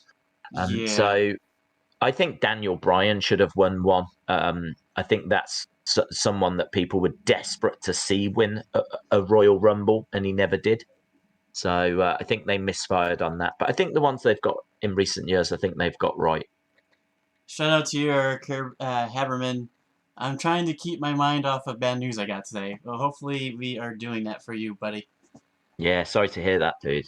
Shout Uh, out to you, man. I think for me, that there was a stretch of Royal Rumble winners that it just became predictable. Like a little too predictable, I think. But I think we saw him win a Battle Royal, but we never see him win the Royal Rumble, and it's Cesaro. Okay. I think I would like to see Cesaro jump on that list. I don't think they know what to do with him. I think that he's been on the main roster now since what 2014, something along those lines. He really has been around for a long time, and I could see him having some more mid-title runs and things like that, and maybe he'll get a moment later in his career. I mean, they gave Zack Ryder that IC title win. He won the ladder match at WrestleMania. They obviously gave Kofi his big shot as well, like 11 years into his career. So who knows? Maybe they will give Cesaro that kind of a moment in the future. But right now, he just seems to go from faction to tag team to faction to. Do you know what I Faction mean? to It's just faction to faction, yeah. yeah. They just I, Vince is. I think Vince was honest. Did you ever see the interview with Vince on the network where he said which one? it's well he hasn't done many interviews, Vince, and he With did one Stone with Cold Stone. or? Yeah, Stone Yeah, Cold, yeah, I have. and he said about Cesaro not grabbing the brass ring. Yeah. That was crazy that he singled out Cesaro like that. I think in a roundabout way, he was actually trying to help him. I think he was trying to grow. But also I think he was telling the truth. I think he feels that Cesaro has never quite gone far enough. I think Cesaro does it in the ring, but for whatever reason, he's never had the right gimmick. Maybe his English has been a little off. Or I mean, he can speak English, but maybe that's like accent's a problem or something. I mean, clearly they felt it was an issue because they didn't. He was a Paul Heyman guy for a while, wasn't he? So he had Paul Heyman like doing the talking for him. Yeah, and to be honest, I wouldn't be surprised if they threw him in this whole hacker gimmick thing too. Speaking of all the fractions he's been in, it would kind of Yeah. make sense if they were like, "Hey, okay, now you're gonna do this. Break up all the other factions." Yeah. I mean, there's nothing to suggest that he's going to be at this stage. I feel quietly confident that Ali, Xavier, and Shorty G are the names that are being rumored for Yeah. that. So I've not seen anything for Cesaro, but Well, if we start seeing the Matrix in the back of the computers, then we will know. well, yeah. Ashley Bell, shout out to you. What are your favorite matches of all time? Mine is Brett versus Austin. Yeah, that's great. I mean, I love Shawn Undertaker. I do love Macho Man Ricky Steamboat. It's a classic from WrestleMania 3. And what I love about that is it probably hasn't aged. I think it's aged all right. But what you've got to remember was that Macho Man scripted that match. He actually sat down with Ricky Steamboat and they actually planned the match out. And that was so unusual back then for it to be so planned that the end result meant that it flowed and it had purpose and it was kind of built up. It had a bit of tension. There was a bit of drama and it was very different to like other matches that you had at that time. So it's kind of seen as quite an important match as well. So I think for what that did and what that achieved at the time, it definitely deserves to be mentioned. Ric Flair and Ricky Steamboat back in the day had a series of matches that's regarded as all-time classics. Over in New Japan, of course, you had Kenny Omega and Okada. They had a series of matches that are classed as the best ever. Dave Meltzer rates them as the best ever matches. There's about 3 that they had in New Japan. So yeah, I mean, there's tag matches from All Japan Wrestling in the 90s, the 4 Pillars of Heaven that are great, but kind of hard to get into because there's no English commentary. and you kind of need to know the backstory and everything. But in regards to WWE, if you want to keep it, nice and easy to find on the network, then I would be saying Macho Man, Ricky Steamboat. I would be saying Shawn Razor in that ladder match from WrestleMania 10. Obviously, Undertaker Mankind from 98, where Mankind gets thrown off the top of the cell. I mean, it's just iconic. And I'm not sure the match itself Iconic. is. Yep. Yeah, I don't think the match itself is anything that was that special, but that moment is iconic. I mean, Shawn Undertaker at 25 and 26. I feel like these are the matches most people talk about, but for good reason.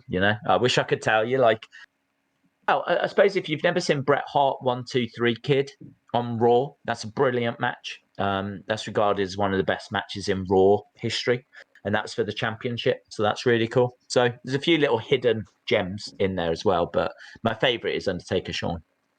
Yeah. I said on the Insiders the other day. I actually enjoyed going to the house shows, and one of the house shows I saw was John Cena, AJ Styles, and Okay. they gave him so much time, and it was by far one of the best shows I've seen personally. Uh, in person, they blew the house off there. It was really Yeah. amazing. Shout Yeah. out to Jules the King. Jules the King, shout out to you. Favorite Rumble winner? Oh, this comes from Dave in real life. Ric Flair. I never did actually answer that. I enjoyed. There's just been so many moments. From John Cena coming out, winning it from Edge twice now, surprising us. Uh, Shame he didn't win this previous one, but I would say John Cena won. The one that most people know, I believe, was that in New York? I think that was in New York, wasn't it? Yes. Madison Square Garden, I think so. Yeah, yeah, the iconic. where his return. Yeah, yeah. After being out, that's also the most memorable thing I can pick. There's just been so many Mm-hmm. of them. Yeah. I do agree. I do love that Ric Flair one from '92. I agree. That's cool. I really like the fact that Hacksaw Jim Duggan won the first one in '88 because Hacksaw never won the World Championship or the WWE World Championship. I don't think he won any others either. But it's great that he's got that as a badge of honor. The winner of the first ever Royal Rumble, and for it to go to someone like Hacksaw that you wouldn't really expect. I think that's really cool. Yeah, yeah. That's why I'm hoping because they've been, as you know, they're starting to do less and less surprises, which kind of is not good in my opinion. But like, look at last year. We only had what, one or two surprise entrances. I mean, I know Yeah, Edge was a huge one, but you need more of those moments. I think the problem they've got is that there's not really big names out there for them to get that they've not already got, if you know what I mean. I mean, they've obviously MVP. We've seen Boogeyman a few times. Jeff Jarrett, I suppose, was a nice one. Didn't really expect Jeff Jarrett to be returning, so that was kind of cool. Obviously, Edge was a big one this year. That was huge. So I think there's like every year they can find someone or something, but I just don't think there's not tons out there, unfortunately, of well-known names that people are going to really get excited about. Yeah, unfortunately. I better ask this because Wrestling Daze fan wants to know. Tell Daze he should do WrestleMania 34 or I will unleash his devil on him. Okay. Who says that? Wrestling Daze fan? Yes. Wrestling Daze fan. Gonna unleash the devil on me? Human Detox. Daze, do you sing Sexy Boy in front of the mirror? I do. I don't doubt that. Let's see. Sorry, I just had to time out Wrestling Daze fan. I forgot. I forgot you're a moderator on the stream. That's sorry, how guys. I roll. Eric says, yeah, 1, 2, 3 Kid versus Razor was a good match. It was awesome. Yes, really fun. Chalmers says, would any of you take a hard bump for $100? No. Yeah, it would have to be a little bit more than 100, but after standing in a wrestling ring personally, which we did, I don't know if I talked about the insiders or not, but we were able to go into at Access WrestleMania's original ring and just feeling how hard it was just walking around. No. Yeah, I mean, it's there's a slight padding. I think. I mean, when they pull it back when you're watching TX, because I've never stood in a ring, but certainly on NXT when they pull it back, there seems to just be some slight pattern, not much, but it's pretty much wooden planks and steel and like the canvas on top with maybe the thinnest kind of layer of foam or something. So you're pretty much bumping onto wooden panels. No, it would take more than $100 to get me into a ring. Welcome back, Swamp Manor. Yeah, no, especially I heard chops are worse though. Um, and have you gotten chopped by anybody? No. I can actually say I have, and yes, they do hurt. I think Thunder Rosa threatened to chop me. She says that she wanted to get me to go over to America and then she would chop me, and I was like, "No, you're all right. Thanks for the offer. I'll pass." Well, I mean, putting it out there, I wouldn't mind it again. I guess maybe. No, I got chopped once at they did indie shows near here, and I was gonna do their lighting system since I had DJ lights, and one of my buddies was there. And fun fact, I got to watch the show, and it just shows how talented these guys are too. Uh, it was amazing. Although there was a spot where the guy was supposed to hit the person with the chair behind the ref's back, throw the chair out of the ring, it landed on the floor. Didn't really work out that well. He threw the chair under the ring, and it landed in the audience. And all you saw was a bunch of people rush over. Luckily, it was somebody that was part of the show, just watching. But one of them were like, "Hey, you want a chop?" I'm like, "It can't be that bad." So I did, and it's that bad. I would take. I'll take a won't be bump. doing that. I'll take a bump before then. I think we should actually. Daze should film that. Rosa gives Daze a chop. How about it? No, I already said it's not happening. So why would I film it? Why would I film something that's not happening? Yeah. Favorite faction? Who said that? Who said that? Who said what? Who said that Daze should film themselves? Oh, is it? It's not part of the chat. I said that. Oh, okay. I can't time you out. No. Tell the.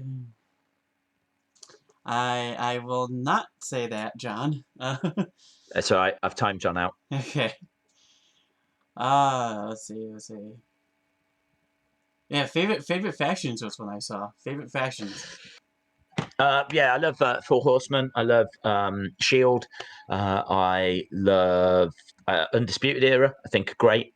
I think the Elite as well over in AEW are really, really cool. They don't tend to really do much as the Elite. And obviously there's a bit of a story at the moment where there's a bit of a split in the Elite. So yeah, there's been some great factions over the year. Obviously Wyatt family. I do think that the Shield was something very, very special. I think the way that they debuted, the fact that they were NXT stars, the fact that they, were kind of unstoppable, and they really ran through the WWE like nothing I'd seen before. They went on to beat like Evolution. They became a massive, massive deal. So when Seth turned and actually smacked Ambrose with the chair, such a shocking moment. Such a shocking moment. Like the whole story that they told of the Shield was brilliant. They did such a good job with that. It gives me hope that WWE can tell long-term stories, you know. William Hensey, shout out, bud. Daze is a mod. At least someone recognizes Daze as a mod. Cough insiders. Yes. Hey, Shout out. hey, insiders made me a mod, so I can't complain. Well, they didn't make me one. Did you ask them? That's all I've done. Don't know how many times I've asked. That's yes. If you go to insiders, Daze is not a mod over there. All I did was just ask him. I'm like, hey, I'll be there, and they're like, oh yeah. Do you know what I mean? You're asking. You're not. What about the escape pod? Have you figured that story out? No, but in all fairness, I could make myself a mod over on that. But I can't be bothered to sign in and do it. So, yes, I was gracious enough to give him a wrench, and he's ruling with a powerful fist here, Daze. An iron fist. I've gone power mad. Daze has gone power crazy. Yes, he has. Man, Wrestling Daze fans are back. Watch out. That's fine. I love Wrestling Daze fan. Would you guys like to see Undisputed Era versus another 4-man faction? Yes, as long as that other faction is built up well, like Imperium. Well, can we take it back a little bit? Can it be factions from the past? Yes. I don't know how would we. I mean, like, what if you was going to do 4 Horsemen versus Undisputed? Or what was you thinking? I was thinking Evolution. Yeah, I was thinking Evolution. I would love to see Evolution versus Undisputed. I mean, I was lucky enough to see when they came back for the Shield match. Back when Randy Orton was banned from doing the RKO, and he just went on an RKO spree in the back, if you remember. Yeah, no, that could be a big time match. I mean, I don't think they would do it anymore, to be honest. Drift Lewis, what made you lose your in WWE? What made what? What moment made you lose your beep in WWE? Right. Probably the end of the Undertaker streak. Oh yeah. I still think that's the most shocking moment is when the Undertaker streak finished. I don't know. The chat will probably know better than me if I've ever really lost my beep. I can't think of when I've really lost my. Well, obviously, I suppose when there's a shock heel turn or something, like I'm thinking when Bailey turns heel, that was quite surprising. But I don't. I'm trying to think. I don't know if I've ever fully lost it. I don't know. Not that I can remember. There's enough reaction videos on the channel. For you to really lose it, there has to be something.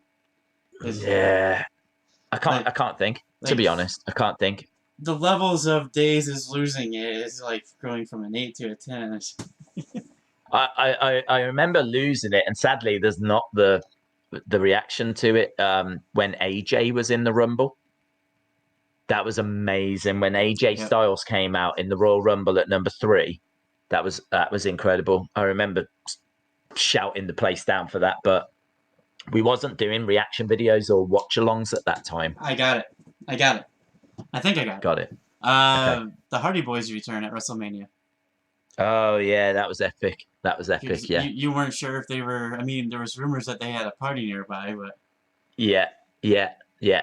And look what they've done with them since. Well, isn't that just the WWE way? Yeah, it's sad. And same like with the Wyatt family. they could have done so much if they just kept Luke Harper and Rowan. They could have brought them into the storyline that they're doing right now. Yeah. Yeah, there's loads they could have done. Absolutely loads they could have done. Chalmers, can you guys make a Mount Rushmore figures you own? It's a good question. That's a good question. Mount When Fiend lost to Goldberg, yeah. Mount Rushmore of figures. I'm just having to have a look now and see what there is. I would go with Finn Balor Ultimate Edition. I rave about that a lot. I really love Macho Man. There's a Macho Man from WrestleMania 3, like a Macho Man defining moments that I think probably want to put a Hasbro in there. Maybe Dusty Rhodes, because I remember Dusty Rhodes, the Hasbro was very rare. Never ever saw it. And obviously when I was a kid, there was no eBay. And I was never going to be finding that at a car boot. And I think, oh man, this is a story I've never told before. In Starbridge, which is where I was from, there was a little shop, really small, that was empty. And one day I walked past and it was a wrestling figure shop. Someone had actually opened a specific, they only sold wrestling figures. I wish I had a picture of it because it was incredible. Like all the walls were covered in Hasbro's. I think, I don't even, Jacks were going at that point, but it would have been about 95, 96. So there would have been like maybe the first series of Jack's figures. But it was basically a few LJNs, but it was mainly just Hasbro's, mainly just WWF Hasbro's. And behind the counter was in a bag was a Dusty Rhodes that was in this bag. And I'd never, ever seen a Dusty Rhodes before. And I think it was about £50. I think it was might even have been 70. But the ones on the walls that were still in boxes, they were 20. Or you could get some Hasbro's loose for like 10. So a loose was 10, box was 20, or the Dusty was like 50 or 70. And I managed to get that Dusty. So I do have a Dusty Rhodes Hasbro now. I think they still go for around about that price as well, you know. So I think just for the fact that I never thought I would own that figure, the fact that, and that shop wasn't around very long, 6 months and it was gone. And it was just like in the mid-90s that it was there. I still walk past, if ever I go back to Starbridge, I'll still walk past where that shop was and still think, God, do you remember that day? Do you remember? So yeah, I'd probably go with Dusty Rhodes Hasbro. I'd go with a Macho Man defining moments, because for a long time I thought that was probably the best Mattel figure. Finn Balor Ultimate Edition. And I need one more, don't I? I don't really want to say Mattel because I've already got two Mattels and I've got a Hasbro. So I'm not a fan of Jax. I'm not going to have a Jax. I'd probably go with an LJN. Probably like the British Bulldogs LJNs. I found that at Car Boot and I love those figures. So I'll go with that. Have you got any? Yeah. Oh, is that what's in the boxes? Pretty much. That I thought your kids were in there. Yeah, no, I got a lot of those and I got a lot more in another room. But I'm not into, like, I don't know what the series are. I don't know what, like, I just find the ones that I don't, like, I have tons of Rey Mysterios, tons of Cenas, tons of Takers. I do like the zombie series, though. I gotta say, those are probably, that and what are they? They did the zombies. What else did they do? Mutants. Mutants, yes, the mutants. And then they just released another one, didn't they? Like they did a lot. Masters of the Universe. They've done loads of spin-offs. There's been Masters of the Universe ones recently. And they actually had I don't know if it want to classify as a figure. I guess in the other room. It's a Batista monster truck. Okay. Have you seen those? I have seen a few monster trucks. They came out pretty recently from Mattel. Hot Wheels. No, Is it not Hot the Wheels? not the little one. Oh, I've not seen a big one. Yeah, here, let me just check I'll real keep quick. everyone entertained. Yeah. I know how to do this. Hey everyone, how are you doing? Welcome to the Coaster Maniacs channel. I'm Wrestling Daze. Coaster Maniacs has just had to leave for a second. He's gone to find a monster truck.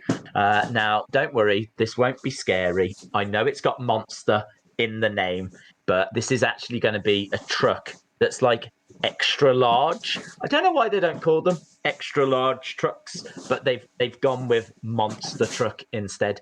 What's very strange for me is I can't actually see the chat, so there's every chance that the picture of me has disappeared, and you might not even hear me. I don't know, but I'm putting my faith in technology that I am coming across loud and clear. So yes, if you have just joined us, a Batista monster truck is currently being located.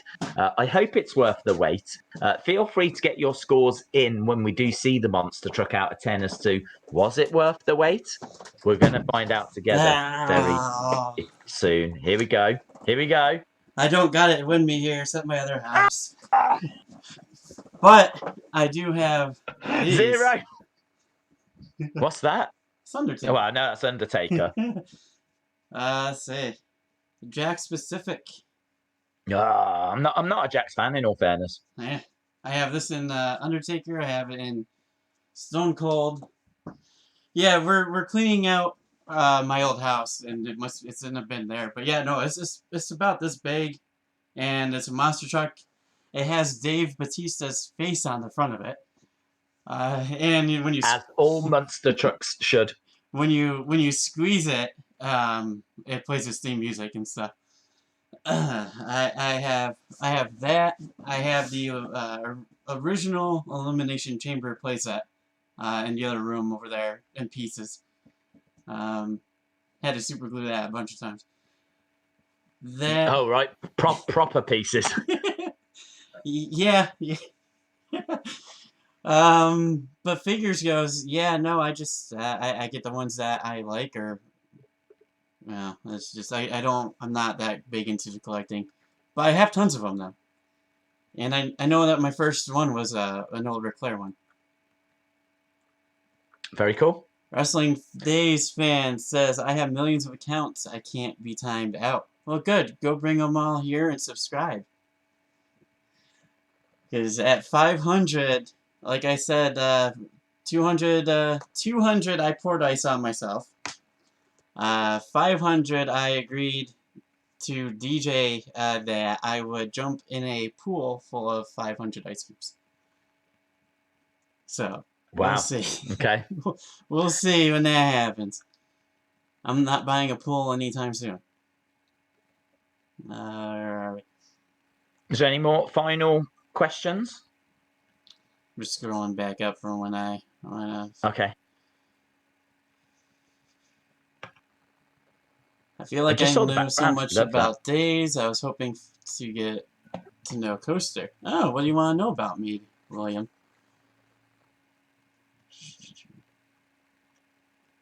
Love the Bullet Club in New Japan, especially the bunny from Days of Real Life. Yeah. I bet you do. Chalmers Days isn't even a mod on his own pod. Not yet. That would be the day he would. You think he's mad with power here? Just wait. Let's see. What is your favorite painted wrestler and masks? Mine is Kane and Sting. That's a that's a good question. Yeah. I'd struggle with answering it because I'd have to really go back and think.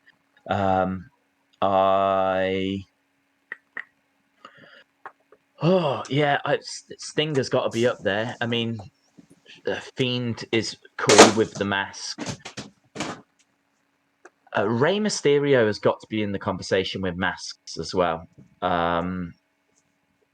I'd be leaning towards Rey and Sting, but I'm 100% sure I'm forgetting some people. Jeff Hardy. Yeah, I would take Sting over Jeff. Oh yeah, yeah, that's a good job. The Fiend losing the title to Goldberg lost his head and not in a good way. Going back to, yeah. Yeah, that sucked. The streak ending. You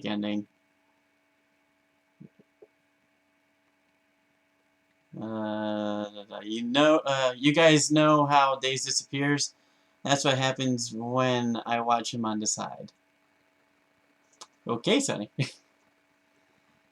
Who do you think's going to take the belt off of Becky Lynch? Ronda. Really? Yeah, I think she will come back. I think that she. I heard that she's still got another year on her contract, and she went away to start a family.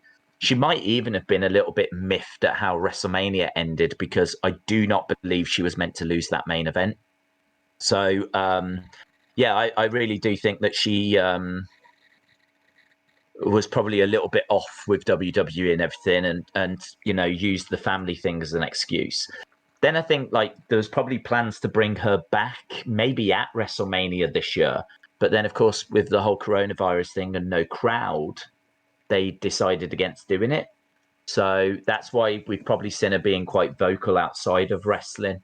I think it's all a work, and she's trying to get people to hate her, and she's trying to build towards coming back, because they've just moved Shayna to the main roster, so it makes sense now for Ronda to come in because Shayna's around. Everyone knows Shayna, and they're great. They're great friends. So yeah, there's too much there for me to think that she's not going to come back at some point. And if she does, I think she's the person that will take the title off Becky. Yeah. I can see before then though. I think it might be. I would say Shayna, but she had her chance at Mania. Yeah. The question then becomes: do they take it off her before the person that wins that Money in the Bank cashes in? Because they seem to be very trigger happy when it comes to cashing them in. It's true. They are very trigger happy. Yes, they are very trigger happy when it comes to cashing in Money in the Bank. But I would hope not. And plus, also, I think there's obviously Bailey that could be cashed in on. I would wait. I think they've been quick with cashing in, and I don't think that this is the right time to be so quick. I think we've seen them cash in on the same show before. I don't think they'll do that this year because it's so special and unique climbing up that headquarters.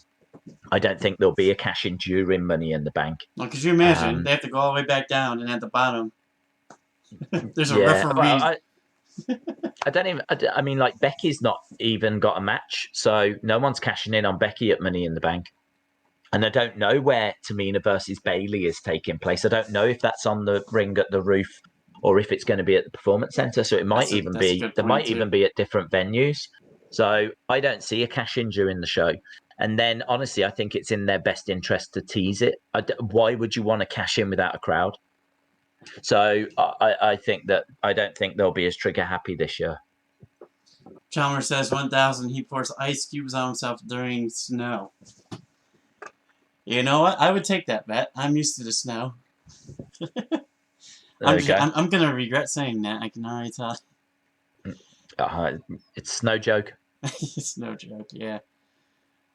Do you like Taco Bell? Sunny Wolf says that's what she's eating. Do you know what I do? There was one that opened in Southampton, and I'd never had it before. And there was queues coming out of the door. It was tacos isn't something that's really here, like not from a fast food point of view. You could go to the supermarket and buy packs where you could make them at home, but there's not many people doing that. So no, there is definitely a gap in the market when it comes to like a taco fast food chain. We don't have one, so they could come over and do very well. And actually, there was queues out at the door. Plus, we know of them. I mean, we watch enough American shows, and we're aware that they exist. So when one opened, I think there was a lot of intrigue, and I think there was a lot of people that wanted to see what it was about. and there was queues out the door, and I liked it. I can't remember what I had, to be honest, but it was like this thing that was like not a pita bread, like a flatbread that was folded over, and it had meat and salad inside. It's like a something supreme. I can't remember, but it wasn't like a traditional taco, whatever you call them. But I did try that as well. So yes, I did enjoy them. I thought that they were very good, but not that filling. Like if I had it for a meal, I think an hour later I'd still be hungry. Sonny Wolf always bringing the food involved. Yeah, I think I would probably prefer like Applebee's or something. We don't have it. Outback. Nope. 99. Nope. Sonic. Nope. Wow. Well, there you go. We don't have them. I've never seen them. I'm aware of some of those names, like Sonic, which I think was that not like a drive-in? No. Yeah. Yeah. Yeah, you drive up So and they come to you, still, believe it or not, on roller skates in some parts. They bring you your food like that. no way. No, Yeah. we don't have any. We don't have any of those. I've never even tried the food at any of those. Days, what kept you watching wrestling for so long? Well, to be honest, I watched it a lot as a kid, and I was quite fortunate that I suppose at the age where you would potentially grow out of it, where you might go, right, I'm not into this as much now. I was quite fortunate that the Attitude Era came along and they kind of changed, so it didn't stay PG. It changed to a more adult content, more adult theme, and there was stuff during the Attitude Era that I really didn't like. But then I never used to watch every week. I always used to go really from pay-per-view to pay-per-view to pay-per-view, because I never had Sky, so there was no way of me watching Raw and SmackDown and all those kinds of shows. So I wasn't watching on a weekly basis. I was kind of, and there was no internet either. So my relationship with wrestling was watching Royal Rumble, and then the next thing would be, say, WrestleMania. And then they always do good recap packages, so I was able to kind of keep up with the stories that way. And if like a friend had Sky and I'd go around and watch the occasional Raw once in a blue moon, then brilliant. I'd be really into that. But I suppose what kept me invested was the fact that I never overloaded on it. I wasn't watching it like I watch it now, where it's like every week, every show, totally extreme kind of a thing. I think that probably started that level of intensity. Probably been that way for about 5 years. But when the network came along, I obviously went back and really caught up on a lot of stuff. So I've been into wrestling. I've been to live shows all my life. I've watched the pay-per-views all my life. I've seen occasional Raws and everything. I've even watched the occasional WCW on TV and everything. But yeah, I'd say it's been in. Well, no, I didn't. I never watched ECW until recent weeks. But I'd seen I really love the history of it. I've always gone back, and even things that I didn't think I would enjoy, I've kind of forced myself to watch so that I've at least got a knowledge of it. But the network has really changed things, and obviously the internet massively changed things as well. So Yeah, I remember when the telling my friend who is a big wrestling fan too at my other job that they're bringing back the network, and he's like, yeah, probably not because it didn't go well the first time they launched it, and if you now look at what it's become, it's definitely a staple. And I don't know how you're able to consider you being a fan without the wrestling app on the phone or wherever you watch it, because that's where all the pay-per-views are from. yeah, people really wouldn't. I think kids now just wouldn't understand what it was like to be a wrestling fan without the network and without the internet. It was a different world. It really was a different world because you were so out of the loop. I mean, you could get like wrestling magazines and like keep up to date that way. But by and large, if you weren't watching the show as it aired, you probably weren't seeing it again. there'd be repeats here in the UK because obviously it would air at 1 a.m, so there might be repeats 9, 10 the next day. But as I said, I never even had those channels because you had to pay extra for them, and so we never had them as I was growing up. So there was no way of me seeing everything that was being put out. So it's a different world, different time. And really fortunate that we've got YouTube, we've got the network, we've got everything that we've got now. Yeah, and to be watching wrestling the times that you. Because what time does it come on for you guys over there? Well, at 1 o'clock in the morning is Yeah, when the that's. show starts. So Raw is on 1 till 4, SmackDown is 1 till 3. I give you guys so much credit for over there because I mean, for us it comes on comfortably at 8 o'clock, and it just I can't imagine having to wait up until like 3 or 1 o'clock just to watch it, especially if it's not a good episode. Yeah. Well, you change your sleep pattern though. I mean, like I will go to sleep about 7 in the morning here, and I will wake up around about 3. So then that means that I can walk the dog, catch up on news, do any videos, set the stream up, catch up on Twitter, all these things, and then at 12 o'clock. So it gives me a good few hours. 12 o'clock, I'm then getting ready to stream, and then go through till 3. Any reaction videos, blah blah blah blah blah. Bed at 7. And so, do you know what I mean? Like I sleep in the day rather than at night. Yeah, I had used to do that too with my. If you work overnight, that's the same kind of thing. Or you Yeah, don't do your sleeping until the day. Or if you have a son, you're starting to sleep more. I had to get used to that pattern, which yeah, it changes daily. I Shout out bet. to Anna Dawes. My favorite masked wrestler, Jushin Thunder Liger. That's a good pick right there too. Yeah, brilliant pick. I actually haven't seen enough Jushin to kind of have him above Ray. I've seen way more Ray. Jushin, I need to watch more of his matches, but yeah, she's probably right. As in, like the impact that he had, and what he did for wrestling. He is regarded as the greatest junior heavyweight ever. Dalton Riley, wrestling fan, a Wrestling Daze fan. There is a rumor about someone will fall off the top of the headquarters. I mean, I Yeah, can see them doing that if it was taped, but if we're doing it live, I mean, you imagine? I, I'm not a fan of it personally. I think it's too far. I don't think it's necessary. I think that it could be a bit. Do you know what I mean? Like, how are they going to fall off the side of the Titan Tower and It'd be survive, kind fine. of a thing? Yeah. I suppose you could say the same about how did AJ get buried in the Boneyard match, and how's he going to return? So I do understand you have to kind of suspend your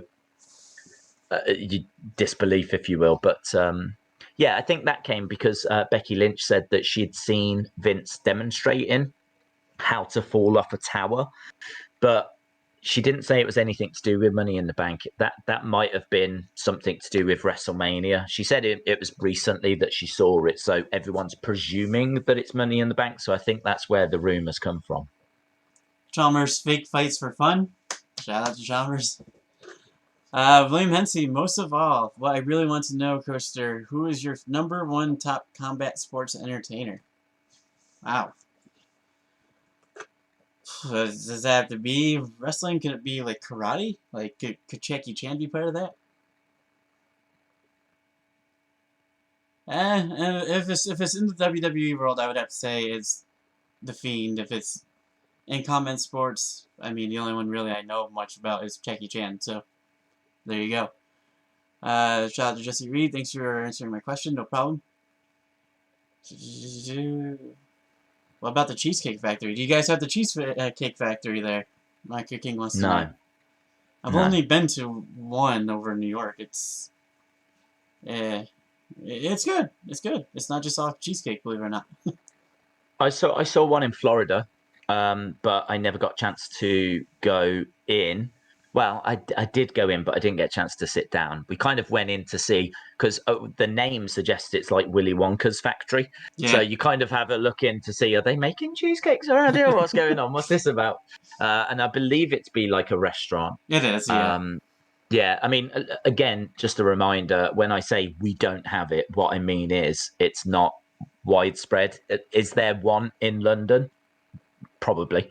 But there's not like one in London, Birmingham, Manchester, Leeds, Edinburgh, Glasgow, Market Drayton, Telford. Do you know what I mean? Like if it's here, then it's just going to be one or two in isolated areas.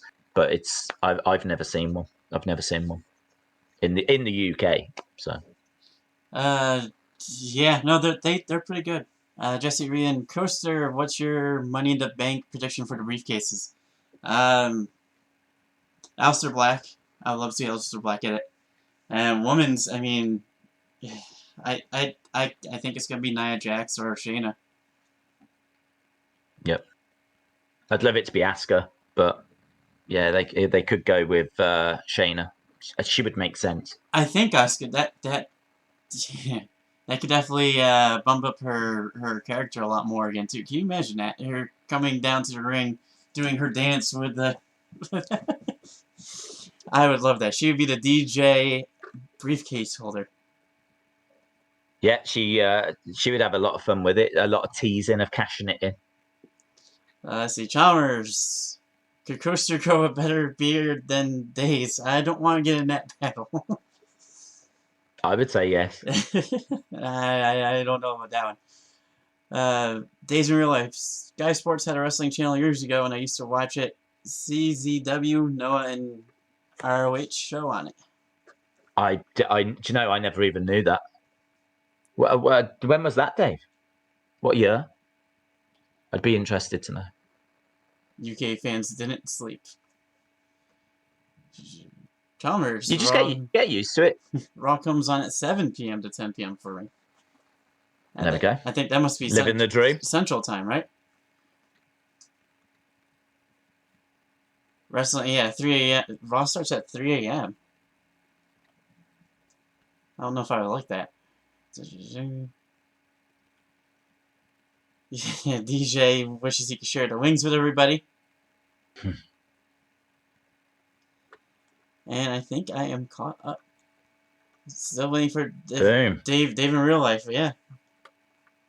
Awesome. Jinder and Shayna. Ginger hasn't been announced for that, right? No, he hasn't. We don't know if he'll be in that last chance gauntlet thing, but yeah, he's not in it at the moment.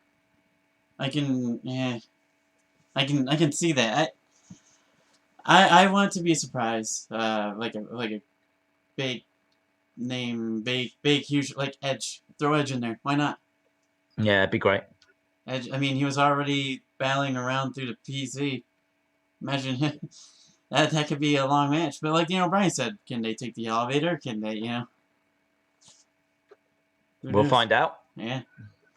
Well, before we go, I want to announce what we're going to be doing in the future. I'm going to be actually, I planned this a long time ago, but now that we're all doing the Faction Wars, I will be doing more roller coaster stuff on this channel now as well.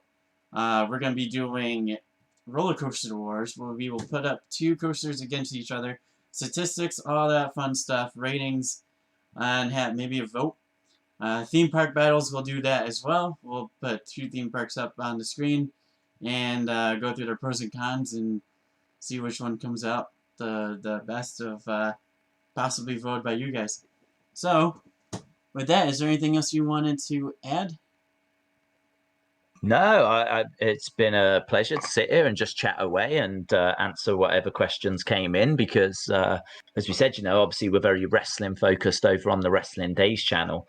But and obviously on Wrestling Escape Pod, it's not live; it's pre-recorded.